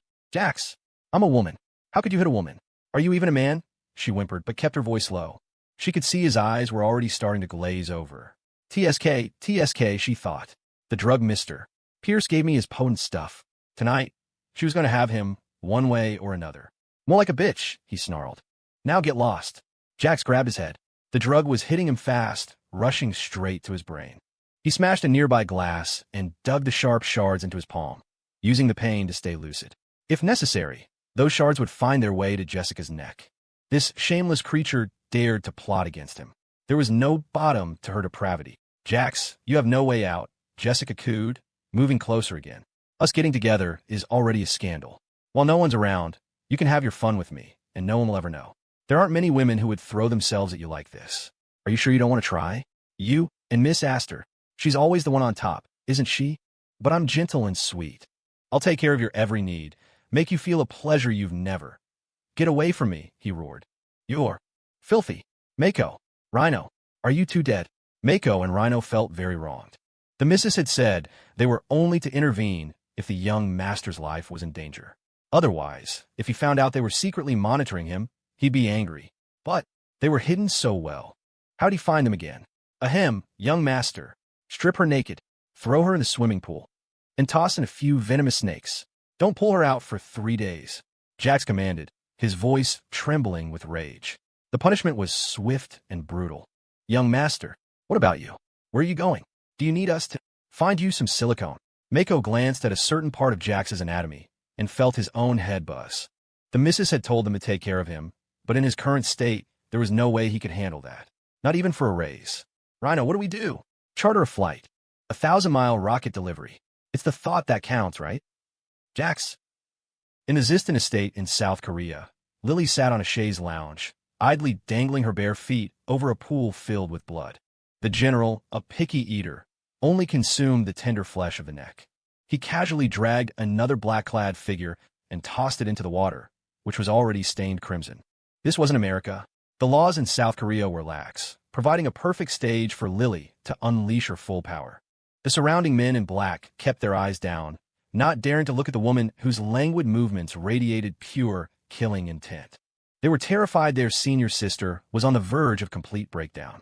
Her current state was terrifyingly similar to the night 2 years ago when she'd single-handedly dismantled their entire organization, as if at any moment her eyes would turn blood red and she would descend into a killing frenzy. Lily had sent her people to find the crimson knot root. She cherished her life and had already taken a dose. But the herb's effects were potent, leaving her mouth dry and her senses heightened. The sight of the blood-red pool made the frenzy inside her almost impossible to control. But she didn't actually enjoy killing. If that person hadn't forced her, if she hadn't had to do it to survive in the organization, if her heart didn't still hold a certain person, a certain hope. Lily dipped a finger into the pool, lifting a single drop of blood. Her gaze was so cold and sharp that even the general, busy arranging his next meal, slowed his movements, afraid of provoking her. "Miss Aster, there's a problem back home." Nathan felt like he was signing his own death warrant. In her current state, whoever delivered bad news was likely to become the news. But it couldn't be helped. Mako and Rhino were idiots. If he'd been there, he would have offed that shameless woman in a second, never letting scum like Jessica get anywhere near the young master. Now, with this mess, the missus would undoubtedly fly to Jax's side in an instant. Lily's eyes narrowed, the aura around her crackling like a deadly fire. The young master, a woman drugged him. He's burning up. Mako and Rhino know they messed up and have already put him on a private jet to South Korea. Given the travel time, Nathan quickly continued, laying out the optimal solution. "I suggest you fly back immediately. We can land in Singapore. That timing should be perfect for Mako and Rhino to get him there as well." He could see it clearly. It wasn't just that Jax needed her right now. It was obvious from her barely controlled state that she needed him even more. "Jax? Jax is coming." A flicker of light returned to Lily's vacant eyes. "I can't let him see me like this. He doesn't like blood. Quick, clean me up." She rose to her feet, her snow-white foot stepping on the submerged head of James Lee. Her long, dark red hair swept across her stunning face like a silent, breathtaking vision. The curled figure by the blood pool unfurled, and the missus stood up, a lazy grace in her movements. An attendant immediately draped a coat over her shoulders. "Miss Aster, you're going to meet the young master." "Yes. We go to Singapore," she commanded. "Who was the woman who drugged Jax? Who dares to covet a man who belongs to me?" She slipped on the black coat, the dark, cool fabric a perfect match for her temperament. It was Jessica. The name wasn't unfamiliar to Lily. She had long ago investigated every female who had ever orbited Jax, even Chloe Vance's best friends. This Jessica was cut from the same cloth as Chloe. But since she had no emotional history with Jax, Lily had never considered her a threat. And now, this woman she deemed insignificant had dared to lay a hand on the man she had already branded as her own. "Tie her up in the water cell," Lily ordered, her voice devoid of emotion. "Some things I prefer to handle myself." The flight from the U.S. to Singapore would take hours. The flight from South Korea to Singapore would take hours. For Jax and Lily, the time crawled by like an eternity. This was especially true for Jax, who felt like his entire body was on fire, about to explode. If he hadn't been tied down, he felt he could have shattered the bed frame. In the VIP lounge of the Singapore airport, Jax was tossed into a room, still bound. Lily arrived, looking travel-worn. They had only been apart for 2 days, but since Jax's return, they had been practically inseparable. These 2 days had been an eternity for them both. "Jax!" Lily pushed the door open. Before entering, she had checked herself repeatedly for any lingering traces of blood or its scent. She approached the bed and saw that Jax had bitten his lip so hard it was bleeding. The crimson on his lips was like a poisonous flower, beckoning her to taste it. In a daze, Lily pinned him to the bed. "MMPH. No." Jax's mind was a fog. Suddenly, lips pressed against his, and a jolt of electricity shot through his brain, making him surrender for a split second. But he couldn't. Any woman who wasn't Lily was forbidden. Everything he was, he would only give to his Miss Aster. He would only let her have a taste. "Jax, it's me. It's okay now. I'm here." Her voice was a low, soothing murmur. "Trust me. I'll soothe it all away. I want you. Don't resist me." Lily leaned in closer, not angered by his pushing. She effortlessly undid the ropes binding him.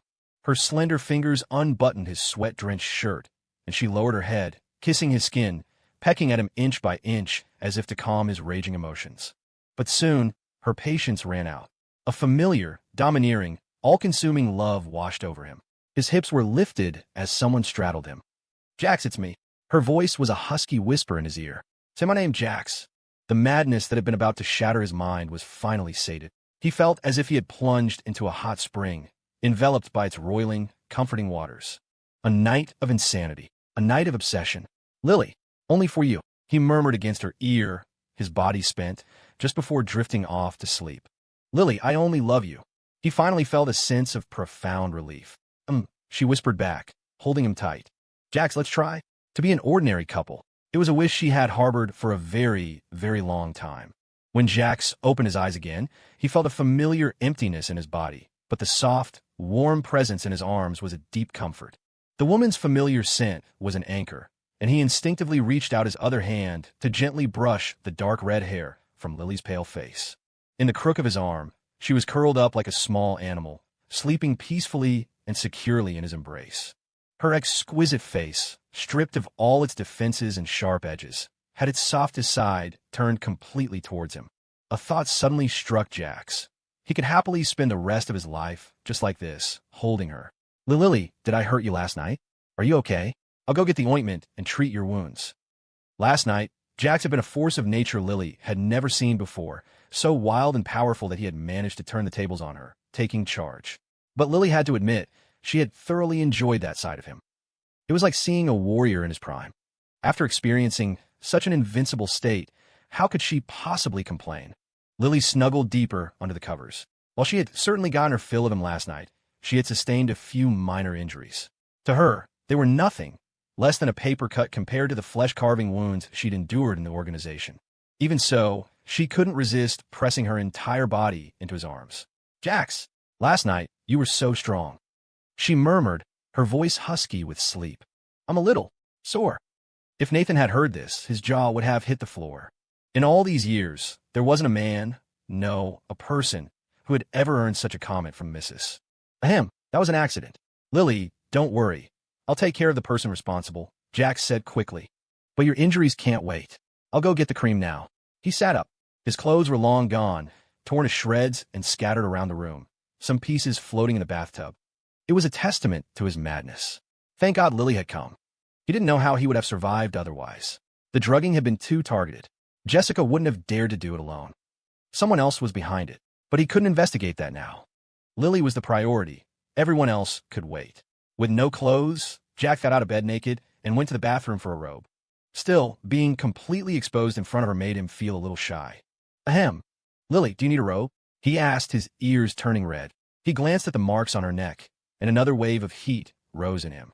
Luckily, this time, he could control it. "Jax, this is Singapore. Nathan already prepared the ointment. You can just get it from him at the door." Over the years, Nathan had become an expert on the aftermath of the Mrs.'s appetites. Ointment was always on hand, but it was usually Jax who was covered in bite marks and scratches.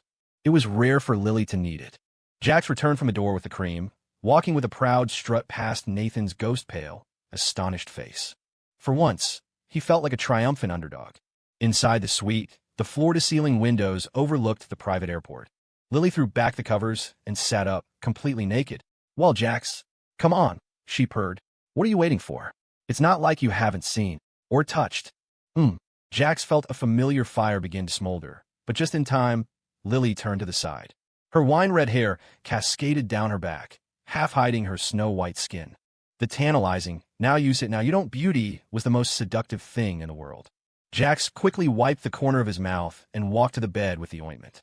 "Lily, if it hurts, you have to tell me." He'd said the same thing last night, he recalled, but without a shred of mercy. The realization made his face flush a deep red, like a freshly boiled shrimp. Lily felt the cool ointment on his fingertips as he traced the marks on her back. She felt his breathing grow heavy. She felt his fingers tremble. She felt him, probably curling his toes in embarrassment. After all this time, he was still so shy. A man should be like he was last night. She had actually liked that. A mischievous glint appeared in her eyes. She leaned back against him, wrapping her arms around his shoulders and melting into his embrace. The missus leaned in close to his ear and began whispering a stream of deliciously filthy things. "Jax, somebody save me. This woman has no filter." But he loved it. Singapore was a free country, with lax laws and a reputation built on tourism. The local population was generally not highly educated. It wasn't a developed nation, but one that had prospered due to its advantageous position for global trade. As a result, its entertainment and gray market industries were extremely robust. But a place like this had its advantages. No one here would recognize him or Lily. They could be like any other couple on vacation. "Jax, I'm giving myself a 3-day holiday," Lily said, her voice soft. "Here, I want to be your ordinary, everyday wife. Is that okay?" Lily knew that her status had brought immense convenience, successfully binding Jax to her side. But she had never experienced the simple, ordinary life of a wife with her husband, living in a home that wasn't a sprawling estate, taking a walk at sunset after finishing work, going to the supermarket together to buy daily necessities, doing all the simple, intimate things couples do. Jax nodded. He'd never been to Singapore. A vacation sounded good. This time, Lily didn't stay in an estate. She had found a villa in a normal residential area, a house of a mere 32,000 square feet. Jax, who had just agreed to experience a normal life? Wait, this isn't normal, is it? Lily had known hardship, but she couldn't bear to compromise on Jax's comfort. He had been treated so poorly by the Pierce family. She wanted every day of his life to be as comfortable and happy as she could make it. A simple life didn't have to be a hard one. Lily was rich. She wasn't the type to suffer for the sake of suffering. "So, how do you want to live this ordinary life, Lily?" "Well, tonight, how about I take you for a stroll through the underground casino? Jax, I'll give you $30 million as a starting fund. Once you lose it all, we go home." "Jax, all right, so that's how we're playing it? But why does that sound kind of awesome?" The underbelly of Singapore was an internationally recognized haven for free trade, a thriving gray market where the wealthy came to play and make deals. This wasn't just a tourist destination. It was a paradise for certain illicit transactions. But here it was all legal. Per Lily's arrangements, the top brass of the local operations were unaware of her arrival. Everything was calm. After giving Jax a tour of their home for the next 3 days, they headed out, just as Lily had suggested, to Singapore's most chaotic and violent district, Vortex Bay.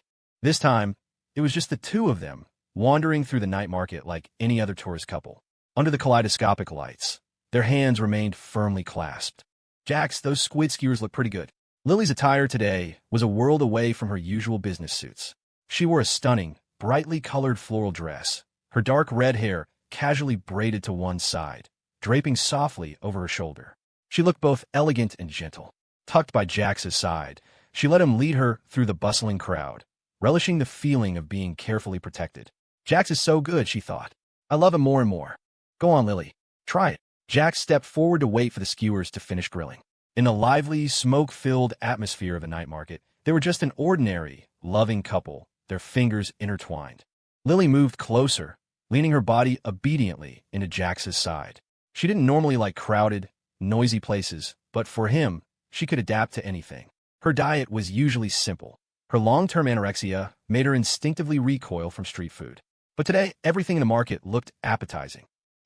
She nodded, taking a dutiful bite of the squid. The next second, her beautiful eyes lit up, and she looked at Jax, letting out a little gasp. "Ew, so good." She took another big bite, her cheeks puffing out with squid like a greedy little chipmunk. Jax felt his heart melt at the adorable sight. He leaned down and took a bite himself. It really was good. Lily's every move was that of a young girl lost in the haze of first love. Jax couldn't resist reaching out and poking her puffed-up cheek. "Baby, eat slower. There's a lot more to try in this market. If you like it, we'll try everything." His heart was putty.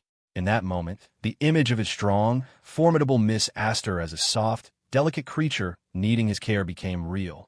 Unseen by them, on the roof of a towering skyscraper not far from the market, the general stood, surveying the city. His gaze, however, was fixed with cold intensity on a familiar figure below. Nathan stood beside him, not daring to offer a comforting pat. "Ahem. It's not that she doesn't love you anymore," Nathan murmured to the massive lion. "It's just that the Mister is her absolute favorite." He could feel the powerful aura radiating from the general. As a Cape lion, a species so rare the outside world believed it to be extinct, he was not only enormous but also possessed a keen intelligence. Few at Moonshadow Estate dared to enter his territory. Besides Jax, only Nathan and Mr. Sterling could get close. And then there was the old, death-defying Jax, who had deliberately walked into the lion's enclosure, hoping to be mauled as a way to threaten Lily into letting him go. Who would have thought that instead of tearing the stranger apart, the general had lowered his massive head and nudged him, the gentle feline force sending Jax tumbling into a ditch. After failing to get a rise out of the general, Jax had moved on to terrorizing Mr. Sterling's other prized possession, a snow wolf named Snow King, even trying to breed it with a mangy stray. Those days, the entire estate had been in a constant state of chaos.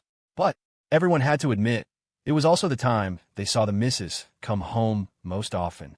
And if you were lucky, you might catch a fleeting glimpse of warmth in her eyes. It was a side of her most of them had never seen before. A low growl rumbled from the general's chest. He seemed to understand Nathan's words, his large head drooping. He lay down, his once ferocious aura replaced by a lazy melancholy. He really does love Miss Aster, doesn't he? Nathan thought. Like me, he was also saved by her. Watching Jax and Lily strolling hand-in-hand below, a fond smile touched Nathan's lips. Mrs., I truly hope you'll be happy forever. You have to be. On the 10th subterranean level of the Vortex Tower, in a club drenched in neon and vice, Chloe Vance, dressed in a short, white-lace dress, was nestled against a portly man. His greasy hands roamed freely over her slender waist. She kept her head down, her eyes filled with a resentment she couldn't swallow. If it weren't for Jax, if it weren't for Lily ruining her reputation and getting her expelled from Kingston, she wouldn't have been desperate enough to seek refuge with a sugar daddy she'd once hooked. He had promised to take her abroad to relax, buying her designer bags and watches, looking every bit the part of a wealthy benefactor. But once they were out of the country, he'd dumped her in a place like this to entertain other men. Fortunately, Chloe was no fool. She wouldn't sell her body indiscriminately. If she was going to attach herself to a man, it would be one she carefully selected. Like the man who was currently doting on her, the so-called prince of Singapore's underworld, Mr. Takai. If Chloe Vance was going to be a kept woman, she would be kept by the most powerful man available. The old Jax, no matter how hard he tried, had just been an ATM she looked down on. Julia, my love, what's wrong? Are you not having fun? Is it not exciting enough? Mr. Takai's voice was slick. My sweet darling, if you're not happy, I can't bear it. Tell me what you want, and I'll get it for you. You gave me something so precious, your first time. His grubby hands crept higher up her waist, his eyes burning with unconcealed desire. Of course, I have to treat you well to deserve such devotion. Chloe played a game of push and pull. She was proud to have conquered the most powerful man here. But Singapore was not her final destination. She had to find a way back to the States. And to do that, she needed to find a man from back home, someone even Mr. Takai would be wary of. Before she left, she'd heard all the stories about the new Jax Pierce, how he was using Lily Aster's power to dominate the business world. But she knew Jax. Even after her fall from grace, her white moonlight must still hold a place in his heart. All she had to do was get back. Once Lily Aster died, Jax wouldn't have to pretend anymore. He would have the Aster fortune, and surely he would take her back. Everything that happened in Singapore could be erased. She would return to him as his pure, white moonlight, and even if she had been sullied, he would only feel sorry for her and want to compensate her more. With this thought, her resolve to return hardened. The woman trapped in this red light district was Julia, not Chloe Vance. Takai, darling, she cooed. I heard you also run a casino. I've never seen one before. Won't you take me for a look? She knew that many wealthy Americans couldn't gamble legally back home. They came to lawless places like Singapore to let loose. This was her chance. The underbelly of Singapore was an internationally recognized haven for free trade, a thriving gray market where the wealthy came to play and make deals. This wasn't just a tourist destination. It was a paradise for certain illicit transactions. But here it was all legal. Per Lily's arrangements, the top brass of the local operations were unaware of her arrival. Everything was calm. After a lap around the night market, Jax and Lily were starting to get tired, but the missus was so rarely this happy that he wished the moment could last forever. Of course, the real fun was just beginning. The nights in Singapore were draped in a psychedelic, bewitching glow, and for the rich and powerful, there was one place you couldn't miss. The Vortex Tower. Jax, you've probably heard of the Vortex Tower, Lily began, then paused. The Aster dynasty naturally had assets here, but she had traveled incognito, with none of her people tracking her. It was a perfect opportunity to conduct a little work inspection. Jax squeezed her hand and finished her sentence with a smile. And while we're at it, We can win some money to buy my dear Lily some new jewelry. His thoughts were simple. They'd been together for a while, but he'd given her very few gifts. It wasn't that she needed them, but as her husband, he couldn't help but want to lay the world at her feet. The most precious treasures belonged to the most important person in his life. And Lily was that person. You're going to buy me a gift, Jax? Lily looked up, her eyes sparkling with unconcealed hope and joy. She was so easy to please. The slightest thought from him was enough to make her happy. And right now, she was ecstatic. Of course, you're my wife. Isn't it natural for a husband to give his wife gifts? He said, grinning. Especially since his high-roller wife was sponsoring the starting funds. It dawned on Lily then. So this is what it was like to be a wife. Before, being Jax's wife meant she could do whatever she wanted to him, that she could possess him completely. It was her right to be good to him, her right to stand by his side. But there was a bigger benefit she hadn't considered, that her husband would also be very, very good to her. She could receive gifts from her husband. Being a wife was great. Being Jax's wife was the best. Moi. Lily couldn't help herself. She spun in a circle, her red dress flaring out like a blooming rose, and planted a soft, quick kiss on Jax's cheek. The gentle touch carried her unique, intoxicating scent. A cocky grin spread across Jax's face. Look at that. The most beautiful girl in the entire night market in all of Singapore was his wife, and she just kissed him. A beautiful wife with a husband's glory. He felt his own smile threatening to split his face, and he quickly suppressed it. He leaned in, his large hand wrapping around Lily's slender waist, and pulled her into a nearby alley. In the darkness, where the dim yellow streetlights couldn't reach, Jax took the lead, capturing the lips that had been driving him crazy all evening. The way she ate, so adorable. The way she skipped along, holding his hand with a naive innocence he'd never seen before, not even in his past life. God only knew how much self-control it had taken to not act on his baser instincts right there in the market. But she had just kissed him first. She had started it. So now he wasn't holding back. The back of Lily's red dress was an intricate lattice of exposed skin and crisscrossing straps.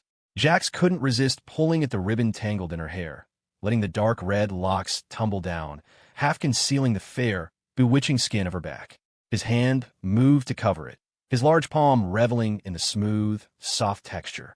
He lowered his head and kissed her, a long, deep, all-consuming kiss. Lily found herself in the rare position of being the one receiving the kiss. Most of the time, she was the instigator. But lately, Jax had been taking the initiative more and more often. And when he got domineering, it was irresistible. I really chose the right person, she thought. She loved the feeling of being controlled by this man she was slowly molding into her perfect match. She closed her eyes, her hands wrapping around his neck as she surrendered to his demands. Whatever he wanted, she would give. The kiss was earth-shattering. When they finally emerged from the alley, Jax was clearly not finished, his entire body coiled tight with unreleased tension. As for Lily, her usually clear, calm eyes were hazy, like a rippling spring pond. They clasped hands and walked towards the Vortex tower. Ahem. Lily, that was too much, Jax said, his voice a little rough. Let's go have some fun first. I lost control, don't be angry. He thought back to his lack of restraint and cursed himself. Lily was his wife. He shouldn't be getting so carried away in a public place. Lily nodded cooperatively. If she wanted to eat, she could conjure a bed anywhere, anytime. It was a shame. While Jax was getting more assertive, his courage still needed some work. Okay, whatever you say, Jax. They walked hand in hand into the Vortex tower.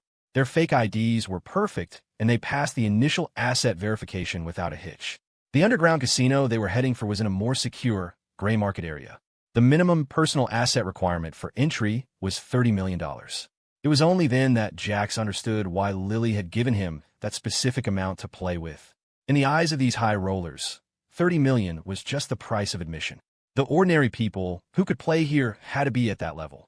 Jax clicked his tongue, once again struck by the vast gap in perception between the super-rich and everyone else. It wasn't that they didn't understand. It was that they didn't need to. After the check, a staff member led them to an elevator.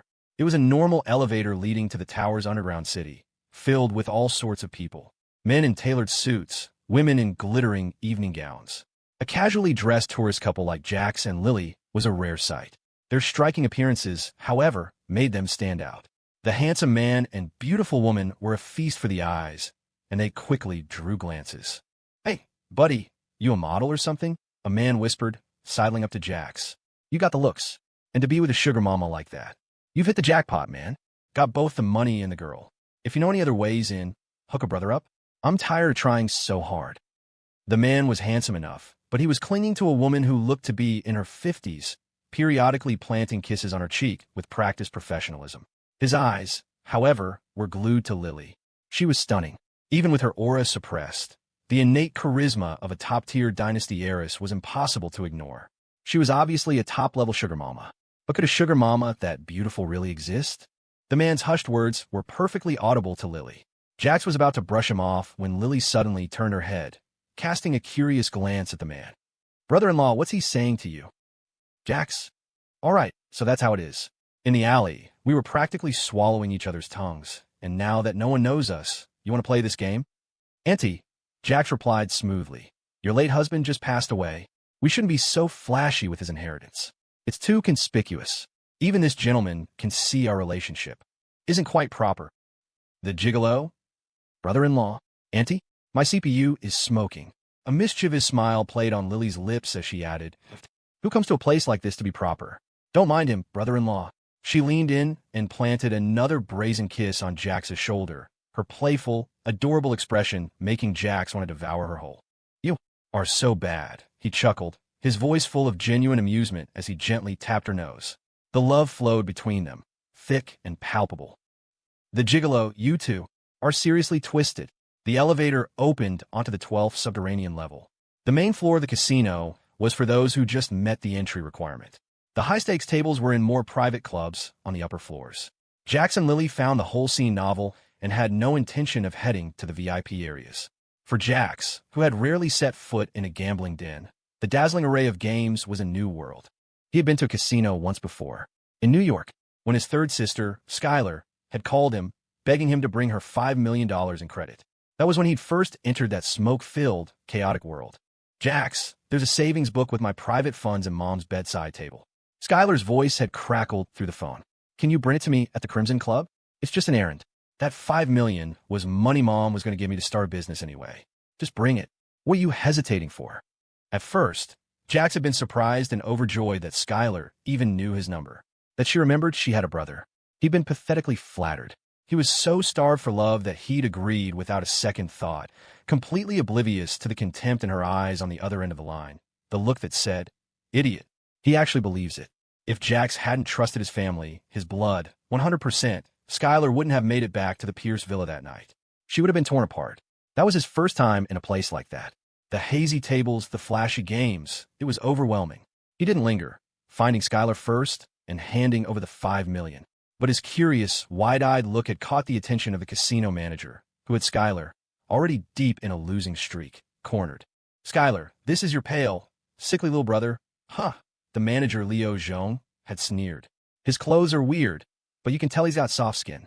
You've lost a lot tonight. How about I give you a chance to win it all back? Let's bet on one night of your little brother's. Freedom. The manager loved nothing more than corrupting the innocent. A young man like Jax, with clear eyes who'd obviously never been in a place like this, was his favorite kind of prey. Skylar hadn't expected the manager to take the money and still not let her go. She knew Jax wasn't particularly important to her, but he was still her brother. She was conflicted. Plus, she needed a cover story for losing so much money. Finally, her predatory gaze fell on Jax.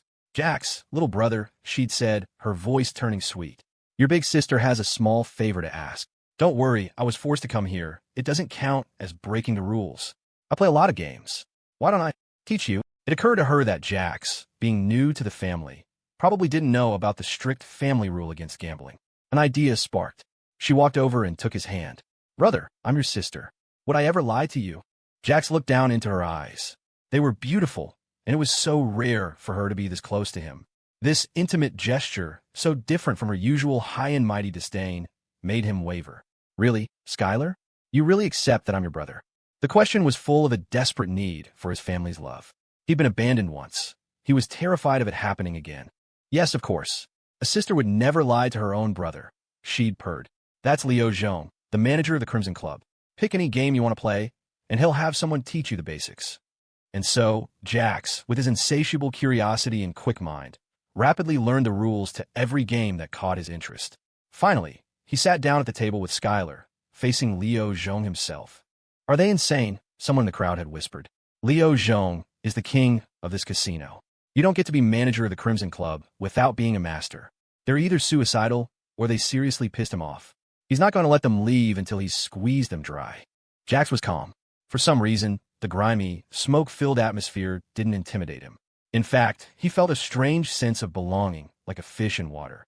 It was a feeling he didn't dare explore. He stood beside Skylar as the first bet began. They had nothing. When Leo pushed $1 million in chips to the center of the table, they both froze. Mr. Zhong, Skylar had said, stepping in front of Jax. Jax is still young. If he's offended you, I'll discipline him when we get home. Is it necessary for you to handle this personally? The meaning was clear. A pro like Leo Zhong taking on a novice like Jax was pure bullying. He was trying to ensure her brother wouldn't leave in one piece. Her protective stance, however, made Jax feel a genuine surge of sisterly love. In that moment, he also realized Leo had no intention of letting them go. They would have to win their way out. Skylar, if we don't win tonight, we're not leaving, he'd said quietly. He suggested calling the police, but she just laughed at his naivety. In a place like this, the police were useless. Resigned, she sat back down. We have no more chips. Everything you have on you that I want, Leo had sneered, is a chip. This round, Jax declared, stepping forward, I'll play you. In his eyes, Skylar had lost too much. Her luck was gone. He might have never played for real, but he understood the importance of momentum. TSK, you got guts, kid. Soon, Leo wasn't smiling anymore. It was as if Jax had a beginner's protection spell. He couldn't lose. Dice, cards. He looked like a complete amateur, but every time he called it, he won. Soon, he had won back Skylar's $5 million. She stared in disbelief. Skylar, he had said, his voice firm, I told you. I'd take you home. The words had sent a jolt through her, striking her heart. But they had been too flashy. Winning that much would never stay a secret. Later, when the family came for its reckoning, Skylar had hidden far away, watching as Jax was beaten without ever giving her up. A dull ache had throbbed at her chest. Lying in a hospital bed after her own disgrace, Skylar's mind drifted back to that night in the casino. It was the first time they had fought side by side, the first time she had seen that brilliant spark in him, the first time she had felt the warmth of his earnest, brotherly affection. And it was all gone, all destroyed. It could never come back. She had been wrong.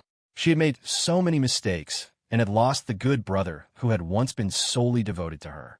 On the hospital bed, a single tear traced a path down her cheek, disappearing into the sheets. It felt as if something deep inside her had shattered.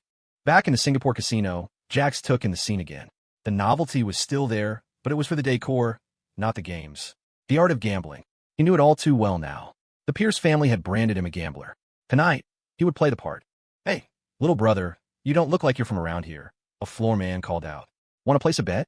The stakes are low here, perfect for a beginner. The man was just an assistant. Behind him, a group of high rollers were already eyeing Lily like wolves.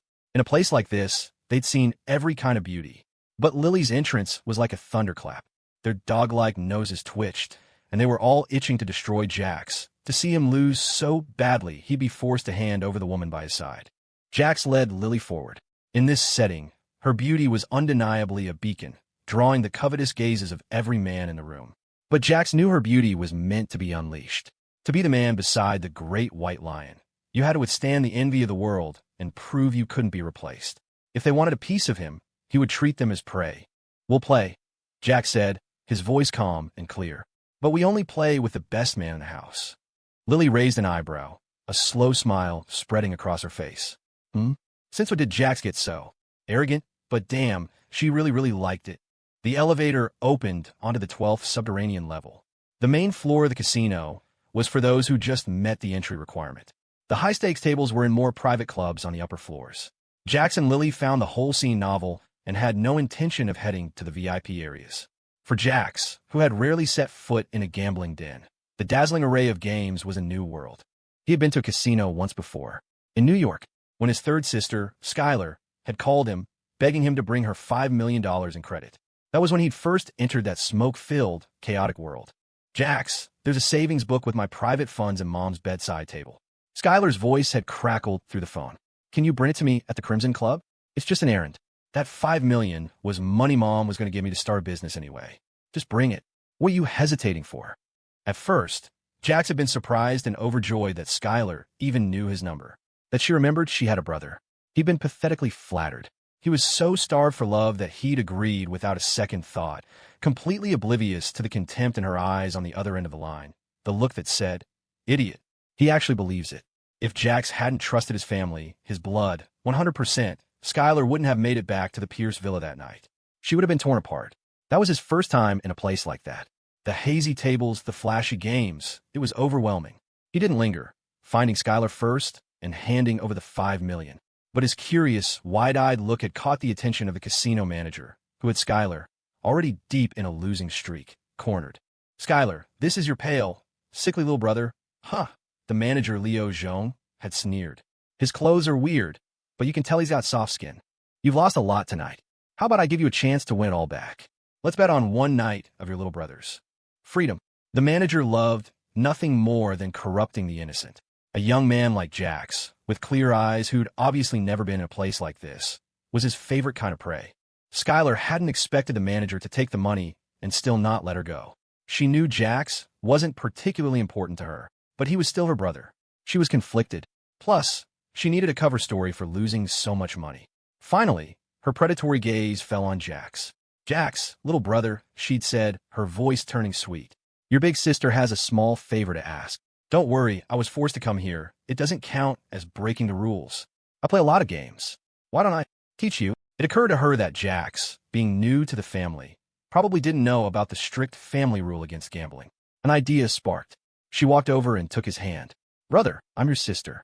Would I ever lie to you?" Jax looked down into her eyes.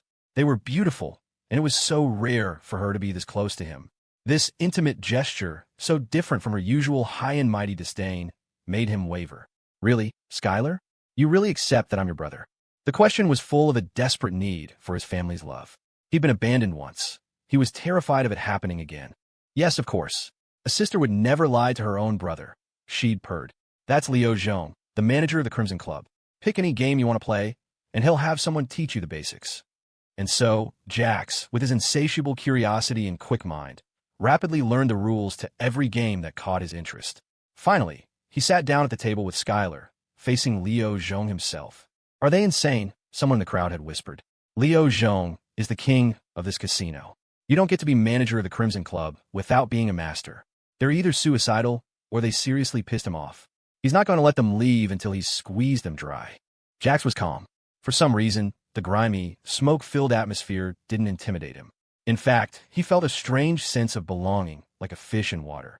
It was a feeling he didn't dare explore. He stood beside Skylar as the first bet began. They had nothing.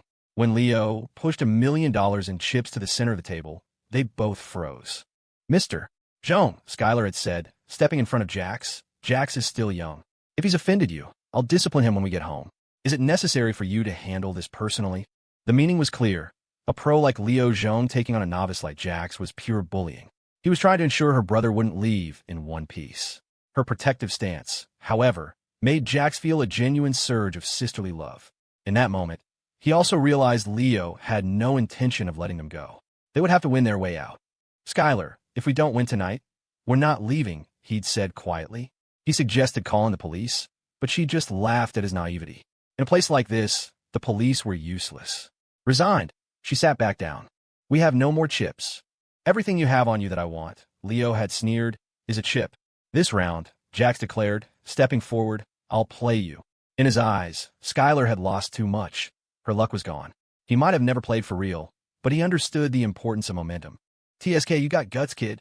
Soon, Leo wasn't smiling anymore. It was as if Jax had a beginner's protection spell. He couldn't lose. Dice, cards. He looked like a complete amateur, but every time he called it, he won. Soon, he had won back Skylar's $5 million. She stared in disbelief. "Skylar," he had said, his voice firm, "I told you. I'd take you home." The words had sent a jolt through her, striking her heart. But they had been too flashy. Winning that much would never stay a secret. Later, when the family came for its reckoning, Skylar had hidden far away, watching as Jax was beaten without ever giving her up. A dull ache had throbbed in her chest. Lying in a hospital bed after her own disgrace, Skylar's mind drifted back to that night in the casino. It was the first time they had fought side by side, the first time she had seen that brilliant spark in him, the first time she had felt the warmth of his earnest, brotherly affection. And it was all gone, all destroyed. It could never come back. She had been wrong. She had made so many mistakes, and had lost the good brother who had once been solely devoted to her. On the hospital bed, a single tear traced a path down her cheek, disappearing into the sheets. It felt as if something deep inside her had shattered. Back in the Singapore casino, Jax took in the scene again. The novelty was still there, but it was for the decor, not the games. The art of gambling. He knew it all too well now. The Pierce family had branded him a gambler. Tonight, he would play the part. "Hey, little brother, you don't look like you're from around here," a floor man called out. "Want to place a bet? The stakes are low here, perfect for a beginner." The man was just an assistant. Behind him, a group of high rollers were already eyeing Lily like wolves. In a place like this, they'd seen every kind of beauty. But Lily's entrance was like a thunderclap. Their dog-like noses twitched, and they were all itching to destroy Jax, to see him lose so badly he'd be forced to hand over the woman by his side. Jax led Lily forward. In this setting, her beauty was undeniably a beacon, drawing the covetous gazes of every man in the room. But Jax knew her beauty was meant to be unleashed. To be the man beside the great white lion, you had to withstand the envy of the world and prove you couldn't be replaced. If they wanted a piece of him, he would treat them as prey. "We'll play," Jax said, his voice calm and clear. "But we only play with the best man in the house." Lily raised an eyebrow, a slow smile spreading across her face. Since when did Jax get so arrogant? But damn, she really liked it. Lily's admiring gaze rested on Jax, completely free of the suspicion and disgust the Pierce family always showed him. For some reason, Jax's heart felt like it had been struck by a warm, gentle blow, and a prickling sensation rose in his nose. So this was what it felt like to be unconditionally trusted and relied upon by the one you love. The solid, grounding feeling of knowing you could charge forward because someone always had your back. Jax's challenge was met with a chorus of sneers and contempt from the room. A man who had barely met the entry requirement was getting cocky just because they were interested in his woman? Hilarious. Who the hell do you think you are? Do you know whose house this is? You really want to challenge our boss, Mr. Takai? You must have a death wish. TSK, not from around here, huh? Probably some tourist from States. No wonder he doesn't know the rules. Playing with Mr. Takai doesn't just require big money. If you lose it all, you can bet your wife, or even parts of your own body. We got a price list for everything here. You sure you want to do this? An American tourist? Huh. Another lamb for the slaughter. Looks like we've got another pair of idiots ready to die. Singapore's tourism was booming, and its laws were loose. The gray areas were rife with filth. Human trafficking was commonplace. And even more tempting were human organs. As they laughed and jeered, they failed to notice the woman Jax was shielding. Her clear, translucent eyes, upon hearing their filthy talk of organs, lit up with a flicker of excitement. Ew, I know this process well. Jax, however, wasn't shielding her out of a sense of protection. He was simply trying to prevent his wife from tearing these loud-mouthed idiots to shreds right then and there. He lowered his eyes and touched the bridge of his nose. I'm still too soft. Otherwise, this place would have become a living hell seconds ago. The best gambler you're talking about, Jax said, raising an eyebrow. His name is Takai? A man who was clearly the second in command pushed through the crowd. You're the one looking for Mr. Takai. You're not worthy of meeting him yourself. If you beat me, I'll grant you an audience. Since you're here, gambling is the name of the game. Besides your 30 million entry stake, I want you to put your wife on the table. How about it? The man, named Marco, radiated aggression, but as he looked at Jax, he felt a strange sense of unease. There was something about him that was anything but ordinary, and he looked familiar. Marco wasn't from Singapore, though he was now Mr. Takai's right-hand man. He was, in fact, an American, but he didn't keep up with news from home and had never seen Jax or Lily before. Marco, Jax said, his voice dangerously low, or perhaps I should call you Zhongming, your brother, Liu Zhong. After he fled to Singapore, he's been working for you, hasn't he? He was the manager of the Crimson Club back in the States. He wouldn't be a nobody here under his big brother's wing, would he? At those words, it finally clicked for Marco why the young man looked so familiar. He had seen him 3 years ago. When his brother had gotten into trouble back home and fled to Singapore for his help, he had seen this young man on his knees, nearly getting his legs broken. You're that disgraced son of the Pierce family, Jax Pierce? It's you. What are you doing here? That business with my brother getting you in trouble with your family. It wasn't his idea. He was just pissed he lost to you. And someone paid him to go to the Pierce estate and accuse you of gambling and stealing. That's your family's business. Marco spat, finally remembering. You can't blame an outsider for that. He was suddenly on high alert. The two of them were speaking English, and the crowd, understanding their exchange, sensed the deep-seated grudge between them. Despite being a seasoned player in the criminal underworld, Marco felt a knot of anxiety tighten in his stomach. He had been involved in that incident 3 years ago, even if it was just to get his brother out of the country. He'd seen a glimpse of the bloody, vicious nature of high society feuds. The story was that his brother, Leo, had been paid to go to the Pierce estate and publicly accuse Jax, the family's disfavored son, of losing $5 million at the Crimson Club. He went as a debt collector, pointing the finger at Jax in front of everyone. Marco hadn't been there, but he'd heard the story from his brother. The truth was Leo was furious that Jax had, in one night, beaten him, the king of the Crimson Club, winning back his sister's $5 million debt plus another $500,000. He hadn't wanted to let them go that night, but with so many witnesses, the club couldn't go back on its word.